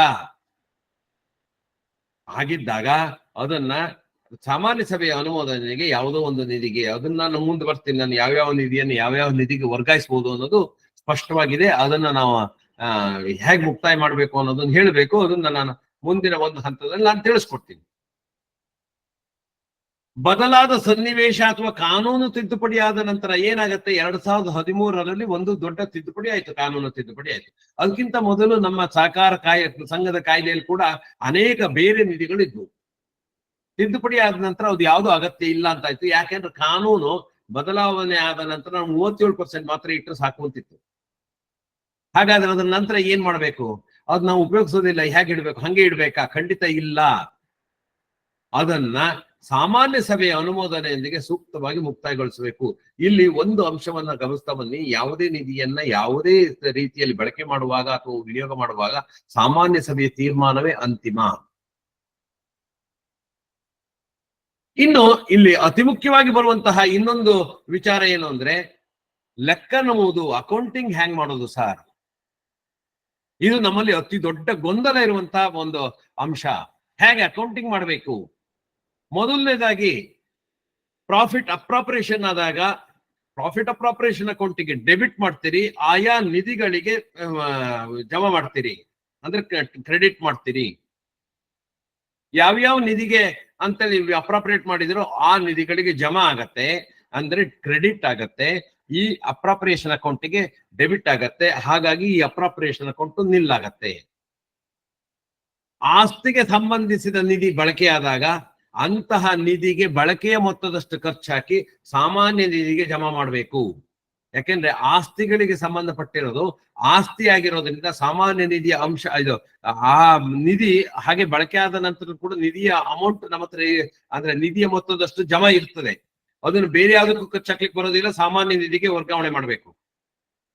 ಹಾಗಾಗಿ ಅದಕ್ಕೆ ಜಮಾ ಮಾಡಬೇಕು. ಇಲ್ಲಿ ಡೆಬಿಟ್ ಟು ಕ್ರೆಡಿಟ್, ಖರ್ಚು ಜಮಾ ಎರಡನ್ನು ಹೇಳ್ತಾ ಇದ್ದೀನಿ, ಅದ್ ನೋಡ್ಕೊಳ್ಳಿ. ಇನ್ನು ವೆಚ್ಚಗಳಿಗೆ ಸಂಬಂಧಪಟ್ಟಂತೆ ಡೈರೆಕ್ಟ್ ಆಗಿ ಅಂತಹ ವೆಚ್ಚಗಳಿಗೆ ನಾವು ಇದ್ ಮಾಡ್ತೀವಿ, ನೇರವಾಗಿ ಆ ನಿಧಿಗೆ ಖರ್ಚಾಕ್ಬೇಕು, ಡೆಬಿಟ್ ಮಾಡ್ಬೇಕು. ಯಾವುದೋ ಒಂದು ನಿಧಿಯಲ್ಲಿ ಕ್ರೆಡಿಟ್ ಇದೆ, ಅದಕ್ಕೆ ನೇರವಾಗಿ ಡೆಬಿಟ್ ಮಾಡಿ ಅಂತಹ ನಿಧಿಗಳಿಂದ ನಾವು ಪಾವತಿ ಮಾಡ್ತೀವಿ. ಇನ್ನು ಮುಕ್ತಾಯಗೊಳಿಸುವಾಗ ವರ್ಗಾವಣೆ ಮಾಡೋದು ಬೇರೆ, ಕ್ಲೋಸ್ ಮಾಡೋದು ಬೇರೆ. ಕ್ಲೋಸ್ ಮಾಡುವಾಗ ಆಯಾ ಯಾವ ನಿಧಿಗೆ ನಾವು ಕ್ಲೋಸ್ ಮಾಡ್ಲಿಕ್ಕೆ ಹೊರಟಿದೀವೋ ಅದು ಖರ್ಚು ಹಾಕ್ಬೇಕು ಸಾಮಾನ್ಯ ನಿಧಿಗೆ. ಅಂದ್ರೆ ಲಯಬಿಲಿಟಿ ಸೈಡ್ ಅಲ್ಲೇ ಒಂದು ನಿಧಿ ಜಾಸ್ತಿ ಆಗತ್ತೆ, ಒಂದು ನಿಧಿ ಕಡಿಮೆ ಆಗತ್ತೆ, ನಿಲ್ಲಾಗತ್ತೆ. ಇದರಿಂದ ಆ ನಿಧಿ ಮುಕ್ತಾಯವಾಗಿ ಸಾಮಾನ್ಯ ಮೀಸಲು ನಿಧಿ ಜಾಸ್ತಿ ಆಗತ್ತೆ, ಒಂದೇ ಕಡೆಗೆ ಎಫೆಕ್ಟ್ ಆಗತ್ತೆ. ಎರಡು ಎಫೆಕ್ಟ್, ಜಮಾ ಖರ್ಚು ಎರಡು ಒಂದೇ ಬ್ಯಾಲೆನ್ಸ್ ಶೀಟಿನ ಜವಾಬ್ದಾರಿ ಕಡೆಗೆ ಎಫೆಕ್ಟ್ ಆಗುತ್ತದೆ. ಇಲ್ಲಿ ಸಾಮಾನ್ಯ ಮೀಸಲು ನಿಧಿ ಅಂದ್ರೆ ಏನು? ಸಾಮಾನ್ಯ ಮೀಸಲು ನಿಧಿ ಅಂದ್ರೆ ಕಾಯ್ದೆ ಲಾಭದ ವಿಂಗಡೆಯಿಂದ ಬರುವಂತ ಭಾಗ. ಇದು ವಿಂಗಡಣೆಯಾದ ನಂತರ ಉಳಿದ ಮೊತ್ತವನ್ನು ವರ್ಗಾಯಿಸಿರುವಂತ ಬರುವಂತ ಭಾಗ. ಇದರಲ್ಲಿ ಸಾಮಾನ್ಯ ಮೀಸಲು ನಿಧಿಯಲ್ಲಿ ಏನೇನ್ ಬರುತ್ತೆ ನೋಡಿ. ಒಂದು 25% ವರ್ಗಾವಣೆ ಮಾಡ್ತೀವಿ ಫಸ್ಟ್ ಲಾಭ ವಿಂಗಡಣೆಯಲ್ಲಿ. ಬೇರೆ ಎಲ್ಲ ಶಿಕ್ಷಣ ನಿಧಿ, ಕಾರ್ಯಾಚರಣೆ ಮೀಸಲು ನಿಧಿ, ಲಾಭಾಂಶ ಘೋಷಣೆ, ಬೋನಸ್ ಎಲ್ಲದನ್ನು ಮಾಡ್ತೀವಿ. ಕಡೆಗೆ ಒಂದ್ ಸ್ವಲ್ಪ ಉಳ್ಕೊಂಡ್ಬಿಡುತ್ತೆ, ಒಂದು 5,630 ರೂಪಾಯಿ, 85,300 ರೂಪಾಯಿ, ಯಾವ್ದೋ ಒಂದು ಸಣ್ಣ ಮೊತ್ತ ಉಳ್ಕೊಳತ್ತೆ. ಅಂತ ಮೊತ್ತವನ್ನು ಕೂಡ ವರ್ಗಾಯಿಸುವುದರಿಂದ ಬರುವಂತ ಭಾಗ ಸಾಮಾನ್ಯ ಮೀಸಲು ನಿಧಿಗೆ ಎಲ್ಲೆಲ್ಲಿಂದ ಬರ್ಬೋದು ನಿಮಗೆ ಅರ್ಥ ಮಾಡ್ಕೊಳ್ಳಿ. ಮತ್ತೆ ಘೋಷಿತ ಲಾಭಾಂಶವನ್ನು ಸಮಯ ಮಿತಿ ಒಳಗೆ ಸ್ವೀಕರಿಸದ ಮೊತ್ತ ವರ್ಗಾವಣೆ ಭಾಗ. ಅಂದರೆ ಅನ್ಕ್ಲೈಮ್ಡ್ ಡಿವಿಡೆಂಡ್ ನಾವು ಘೋಷಣೆ ಮಾಡಿರ್ತೀವಿ, ಅದನ್ನ ನಾನು ಮುಂದೆ ಒಂದು ಹಿಂದಿನ ಇದರಲ್ಲೂ ಹೇಳಿದ್ದೆ.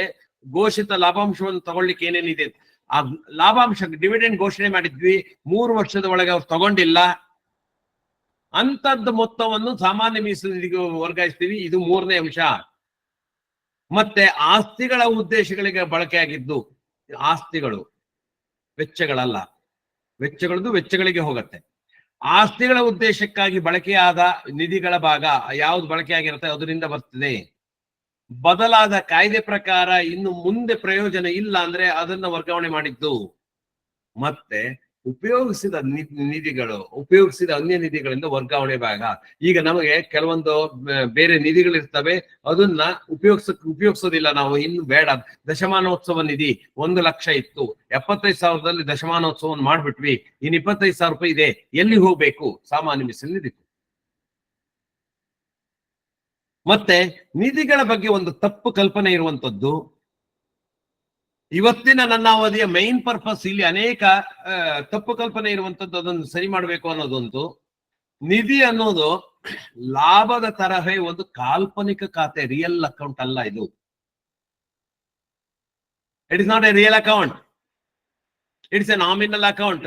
ಲಾಭದ ತರ, ಲಾಭ ಇದೆ ಅಂತ ಹೇಳಿದ ತಕ್ಷಣ ಅಷ್ಟು ದುಡ್ಡು ಇದೆಯಾ ನಮ್ಮಲ್ಲಿ? ಈಗ 1 ಕೋಟಿ ರೂಪಾಯಿ ಲಾಭ ಆಗಿದೆ, ಹಾಗಾದ್ರೆ 1 ಕೋಟಿ ರೂಪಾಯಿ ಲಾಭ ಆಗಿದೆ ಅಂತ ಹೇಳಿದ್ರೆ ನಮ್ಮಲ್ಲಿ 1 ಕೋಟಿ ರೂಪಾಯಿ ಕ್ಯಾಶ್ ಇದೆಯಾ? ಇಲ್ಲ, ಅದು ಬೇರೆ ಬೇರೆ ಅಸೆಟ್ಗಳಲ್ಲಿ ಸೇರ್ಕೊಂಡಿರ್ತದೆ. ಅಂದ್ರೆ ಹಂಚದೆ ಉಳಿಸ್ಕೊಂಡಿರುವಂತಹ ಲಾಭ. ನಿಧಿ ಅಂದ್ರೆ ಏನು? ನಾವು ಹಂಚಿಲ್ಲ, ಹಾಗಾಗಿ ನಮ್ಮಲ್ಲಿ ಉಳ್ಕೊಂಡಿದೆ. ಹಂಚ್ಬಿಟ್ರೆ ಶಿಕ್ಷಣ ನಿಧಿ ಹಂಚ್ತೀವಿ, ನಾವು ಕೊಟ್ಬಿಡ್ತೀವಿ. ಬೋನಸ್ ಹಂಚ್ತೀವಿ, ಕೊಟ್ಬಿಡ್ತೀವಿ. ಲಾಭಾಂಶ ಹಂಚ್ತೀವಿ, ಡಿವಿಡೆಂಡ್ ಘೋಷಣೆ ಆದ ತಕ್ಷಣ ಹಂಚ್ಬಿಡ್ತೀವಿ. 13 ಹೊರಗಡೆ ಹೋಗ್ಬಿಡತ್ತೆ, ಕ್ಯಾಶ್ ಹೋಗ್ಬಿಡತ್ತೆ. ಉಳಿದ ನಿಧಿಗಳು ನಮಗೆ ಉಳ್ಕೊಳತ್ತೆ. ಅದು ಕ್ಯಾಶ್ ರೂಪದಲ್ಲಿರ್ಬೋದು, ಹೊರಗಡೆ ಹೂಡಿಕೆ ಮಾಡಿದ ರೂಪದಲ್ಲಿರ್ಬೋದು, ಅಥವಾ ಯಾವುದೋ ಒಂದು ಆಸ್ತಿಗಳ ರೂಪದಲ್ಲಿರ್ಬೋದು, ಸಾಲದ ರೂಪದಲ್ಲಿರ್ಬೋದು. ನಾವು ಸಾಲ ನೀಡ್ಲಿಕ್ಕೆ ಕೂಡ ಇದನ್ನ ಉಪಯೋಗಿಸ್ಬೋದು. ಹಾಗೆ ನಮಗೆ ಅದು ಇರ್ತದೆ. ಅಂದ್ರೆ ಈಗಾಗಲೇ ಹೇಳ್ದಂಗೆ ನಿಧಿ ಇದೆ ಅಂತ ಹೇಳಿದ ತಕ್ಷಣ ಅಷ್ಟು ಕ್ಯಾಶ್ ಇರ್ಬೇಕು ಅಂತಲ್ಲ. ಸರಿಸಮನಾಗಿ ಹೂಡಿಕೆ ಮಾಡಿದ್ದಲ್ಲಿ ಅದನ್ನ ಬಳಸಲಿಕ್ಕೆ ನಾವು ಅದನ್ನು ವಿಡ್ರಾ ಮಾಡ್ಕೊಂಡು ಬರ್ಬೋದು. ಇಲ್ಲವಾದಲ್ಲಿ ದುಡಿಯೋ ಬಂಡವಾಳ, ವರ್ಕಿಂಗ್ ಕ್ಯಾಪಿಟಲ್ ಇಂದಾನೆ ನಾವು ಖರ್ಚು ಮಾಡ್ಬೇಕಾಗತ್ತೆ. ಹಾಗಾಗಿ ನಿಧಿ ಇದೆ ಅಂದ್ರೆ ಮಾತ್ರಕ್ಕೆ ನಾವು ಖರ್ಚು ಮಾಡಬಹುದು ಅಂತಲ್ಲ. ಕ್ಯಾಶೇ ಇಲ್ಲ ನಮ್ಮಲ್ಲಿ, ಕ್ಯಾಶ್ ಬ್ಯಾಲೆನ್ಸ್ ತುಂಬಾ ಕಡಿಮೆ ಇದೆ. ಆದ್ರೆ ನಿಧಿ ಇದೆ ಸರ್, ನಮ್ಮಲ್ಲಿ 1 ಕೋಟಿ ರೂಪಾಯಿ ನಿಧಿ ಇದೆ, ಏನಾದ್ರು ಮಾಡ್ಬಿಡ್ಬೋದಾ? ಈ ನಿಧಿ ಮಾಡ್ಲಿಕ್ಕೆ ನಿಮ್ಮಲ್ಲಿ ಕ್ಯಾಶ್ ಇಲ್ವೇ? ಅಷ್ಟು ಕ್ಯಾಶ್ ಅನ್ನು ಒಗ್ಗೂಡಿಸ್ಬೇಕೇ? ಹಾಗಾಗಿ ನಾವು ಯಾವುದೋ ಒಂದು ನಿಧಿಗೆ ಖರ್ಚು ಹಾಕಿ ಬಳಸಲು ಬರ್ತದ್ಯಾ? ನಿಧಿ ಅಂತ ಇರುವಂತದ್ದು ತಕ್ಷಣ ಬಳಕೆಗೆ ಬರ್ಲಿಕ್ಕೆ ಬರೋದಿಲ್ಲ ಸ್ನೇಹಿತರೆ. ಅದಕ್ಕೆ ಈಗಾಗಲೇ ಹೇಳ್ದಂಗೆ ಅದಕ್ಕೆ ಆದ ಕ್ರಮ ಇದೆ. ಇನ್ನು ನಿಧಿಗಳ ವಿಚಾರದಲ್ಲಿ ನಾವು ಡೂಸ್ ಅಂಡ್ ಡೋಂಟ್ಸ್ ಏನಿದೆ, ನಿಧಿಗಳನ್ನ ಆಯಾ ನಿರ್ದಿಷ್ಟ ಉದ್ದೇಶಗಳಿಗೆ ಮಾತ್ರ ಉಪಯೋಗಿಸ್ಬೇಕು. ಯಾವುದೋ ನಿಧಿ ಇದೆ, ಒಟ್ಟು ನಮ್ಮಲ್ಲಿ ಆ ನಿಧಿ ಇದೆಯಲ್ಲ ಸರ್ ಅದನ್ನು ಉಪಯೋಗಿಸ್ಬಿಡ್ತೀವಿ. ಕಾರ್ಯಾಚರಣೆ ಮೀಸಲು ನಿಧಿ ಇದೆ, ಈ ಸಾರಿ ಕಟ್ಟಡಕ್ಕೆ ಬೇಕು ಸರ್, ಅದನ್ನ ನಾವು ಉಪಯೋಗಿಸ್ಕೊಳ್ಬಹುದಾ? ಇಲ್ಲ. ಬೇರೆ ಬೇರೆ ನಿಧಿಗಳನ್ನ ಬೇರೆ ಬೇರೆ ಪರ್ಪಸ್ಗೆ ಮಾಡಿರೋದ್ರಿಂದ ಆಯಾ ಪರ್ಪಸ್ಗೆ ಮಾತ್ರ ಉಪಯೋಗಿಸ್ಬೇಕು. ಇನ್ನು ನಿಧಿಗಳ ವಿಚಾರದಲ್ಲಿ ನಮ್ಮಲ್ಲಿ ಇನ್ನೊಂದು ದೊಡ್ಡ ತಪ್ಪು ಕಲ್ಪನೆ ಇರುವಂತದ್ದು, ನಿಧಿಗಳನ್ನು ನಾವು ಎಲ್ಲಿ ಬೇಕಾದ್ರೂ ಉಪಯೋಗಿಸ್ಬೋದು. ಇಲ್ಲ, ನಮ್ಮ ವ್ಯಾಪ್ತಿ ಮೀರಿ ನಿಧಿಗಳನ್ನ ನಾವು ಉಪಯೋಗಿಸುವಂತಿಲ್ಲ. ಅಂದ್ರೆ ಈಗ ನಮ್ಗೆ ಸಪೋಸ್ ಒಂದು ಏನಾದ್ರು ಎಕ್ಸಾಂಪಲ್ ಹೇಳ್ಬೇಕು ಅಂದ್ರೆ, ನಮ್ದೊಂದು ತಾಲೂಕು ವ್ಯಾಪ್ತಿ ಇದೆ. ತಾಲೂಕು ವ್ಯಾಪ್ತಿ ಬಿಟ್ಟು ಹೊರಗಡೆ ವ್ಯಾಪ್ತಿಗೆ ಯಾವ್ದಕ್ಕೂ ಒಂದಕ್ಕೆ ನಾವು ನಮ್ಮ ನಿಧಿಯನ್ನು ಉಪಯೋಗಿಸಬಹುದಾ? ಖಂಡಿತ ಇಲ್ಲ, ಸಾಧ್ಯ ಇಲ್ಲ. ವ್ಯಾಪ್ತಿ ಮೀರಿ ನಿಮ್ಮ ಇದನ್ನು ಬಳಸುವಂತಿಲ್ಲ. ಆದರೆ ರಾಷ್ಟ್ರೀಯ ವಿಪತ್ತುಗಳ ಸಂದರ್ಭದಲ್ಲಿ ಅಥವಾ ಸರ್ಕಾರ ಸ್ಪಷ್ಟ ನಿರ್ದೇಶನ ನೀಡಿದಾಗ, ಈಗ ನೋಡಿ ನಮ್ಮಲ್ಲಿ ಕೋವಿಡ್ ಸಮಯದಲ್ಲಿ ಒಂದು ನಿರ್ದೇಶನ ಬಂತು, ನಮ್ಮ ನಿಧಿಗಳಿಂದ ನಾವು ಆಶಾ ಕಾರ್ಯಕರ್ತೆಯರಿಗೆ ಸನ್ಮಾನ ಅಥವಾ ಆಶಾ ಕಾರ್ಯಕರ್ತರಿಗೆ ಗೌರವ ಧನವನ್ನು ಕೊಡ್ಬೋದು, ಆಶಾ ಕಾರ್ಯಕರ್ತೆಯರಿಗೆ ನಾವು ಧನ ಸಹಾಯ ಮಾಡ್ಬೋದು ಅಂತ ಬಂತು. ನಾವು ಆವಾಗ ಅವರು ಆಶಾ ಕಾರ್ಯಕರ್ತರು ನಮ್ಮ ಸದಸ್ಯರ ಅಲ್ಲ, ಆದ್ರೂ ನಾವು ಆಶಾ ಕಾರ್ಯಕರ್ತರಿಗೆ ಅಥವಾ ಆ ರೀತಿಯ ಕೋವಿಡ್ ಸಂತ್ರಸ್ತರಿಗೆ ಕಿಟ್ಗಳನ್ನು ವಿತರಿಸಿದ್ವಿ. ನಮ್ಮಲ್ಲಿ ಅನೇಕರು ಆ ರೀತಿ ಮಾಡಿದ್ದಾರೆ. ಕಿಟ್ಗಳನ್ನು ವಿತರಿಸಿದ್ದು ಸದಸ್ಯೇತರರಿಗೆ ಕಿಟ್ ವಿತರಿಸಲಿಕ್ಕೆ ಅವಕಾಶ ಇಲ್ಲ. ಆದರೆ ಸರ್ಕಾರ ಸ್ಪಷ್ಟ ನಿರ್ದೇಶನ ನೀಡಿತು. ಅಥವಾ ರಾಷ್ಟ್ರೀಯ ವಿಪತ್ತುಗಳ ಸಂದರ್ಭದಲ್ಲಿ, ಅಂದ್ರೆ ನ್ಯಾಷನಲ್ ಕೆಲಾಮಿಟೀಸ್ ಅಂತೀವಿ ನಾವು, ಆ ರೀತಿಯ ಸಂದರ್ಭಗಳಲ್ಲಿ ನಮ್ಮ ಕಾರ್ಯವ್ಯಾಪ್ತಿ ಮೀರಿ ಎಲ್ಲ ಒಂದ್ ಕಡೆ, ಈಗ ಕರ್ನಾಟಕದಲ್ಲಿ ಯಾವುದೋ ಒಂದ್ ಕಡೆ ನಾವು ನಿಧಿಗಳನ್ನು ಮಾಡ್ಕೊಂಡಿದೀವಿ, ಕೇರಳದಲ್ಲಿ ವಯನಾಡಲ್ಲಿ ಅಲ್ಲಿ ನಿಮ್ಗೆ ಗೊತ್ತಿದೆ ಈಗಿರುವಂತ ವಿಚಾರ, ಅಲ್ಲಿ ತುಂಬಾ ತೊಂದರೆ ಆಗಿದೆ, ಅಲ್ಲಿಗೆ ನಾವು ಒಂದಿಷ್ಟು ಕಾಂಟ್ರಿಬ್ಯೂಷನ್ ಕೊಡ್ತೀವಿ ಸರ್. ಎಸ್, ಅದು ರಾಷ್ಟ್ರೀಯ ವಿಪತ್ತು, ಅದಕ್ಕೋಸ್ಕರ ಅದು ರಾಷ್ಟ್ರೀಯ ವಿಪತ್ತು ಅಂತ ಘೋಷಣೆ ಆಗಿದೆಯಾ ನೋಡ್ಕೊಳ್ಳಿ. ಅದಕ್ಕೋಸ್ಕರನೇ ನಿಮ್ಗೆ ಅನೇಕರು ನೋಡಿರ್ಬೋದು. ಇದೇ ಕಾರಣಕ್ಕೋಸ್ಕರ ಅಲ್ಲಿಯ MP ಆಗಿರುವಂತಹ ಮಾನ್ಯ ರಾಹುಲ್ ಗಾಂಧಿ ಅವರು ಇದನ್ನ ರಾಷ್ಟ್ರೀಯ ವಿಪತ್ತು ಅಂತ ಘೋಷಣೆ ಮಾಡಬೇಕು ಅಂತ ಹೇಳಿದ್ರು. ರಾಷ್ಟ್ರೀಯ ವಿಪತ್ತು ಅಂತ ಘೋಷಣೆ ಮಾಡಿದರೆ ಬೇರೆ ಬೇರೆ ಸಂಘಟನೆಗಳಿಂದ ಹಣ ಕ್ರೋಢೀಕರಿಸುವುದು ಸಾಧ್ಯವಾಗುತ್ತದೆ. ಇದನ್ನ ನಾವು ಕೂಡ ಕೊಡಂಗಿಲ್ಲ. ನಾವು ಭಾವನಾತ್ಮಕವಾಗಿ ಅವ್ರ ಜೊತೆಗೆ ಇರ್ಬೋದೇ ವಿನಃ ಆರ್ಥಿಕವಾಗಿ ಅವ್ರಿಗೆ ಸಹಾಯ ಮಾಡ್ಲಿಕ್ಕೆ ಬರೋದಿಲ್ಲ. ಯಾಕೆಂದ್ರೆ ಅದು ರಾಷ್ಟ್ರೀಯ ವಿಪತ್ತು ಅಂತ ಘೋಷಣೆ ಆಗಿಲ್ಲ.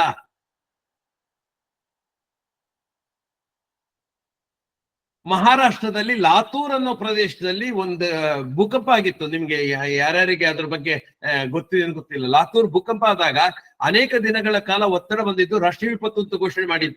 ರಾಷ್ಟ್ರೀಯ ವಿಪತ್ತು ಅಂತ ಘೋಷಣೆ ಮಾಡಿದ ನಂತರ ಭರಪೂರ ದೇಣಿಗೆಗಳು ಬೇರೆ ಬೇರೆ ಸಂಘಟನೆಗಳಿಂದ, ಕಂಪನಿಗಳಿಂದ, ಕೋಆಪರೇಟಿವ್ಸ್ ಇಂದ ಎಲ್ಲ ಬಂದ್ವು.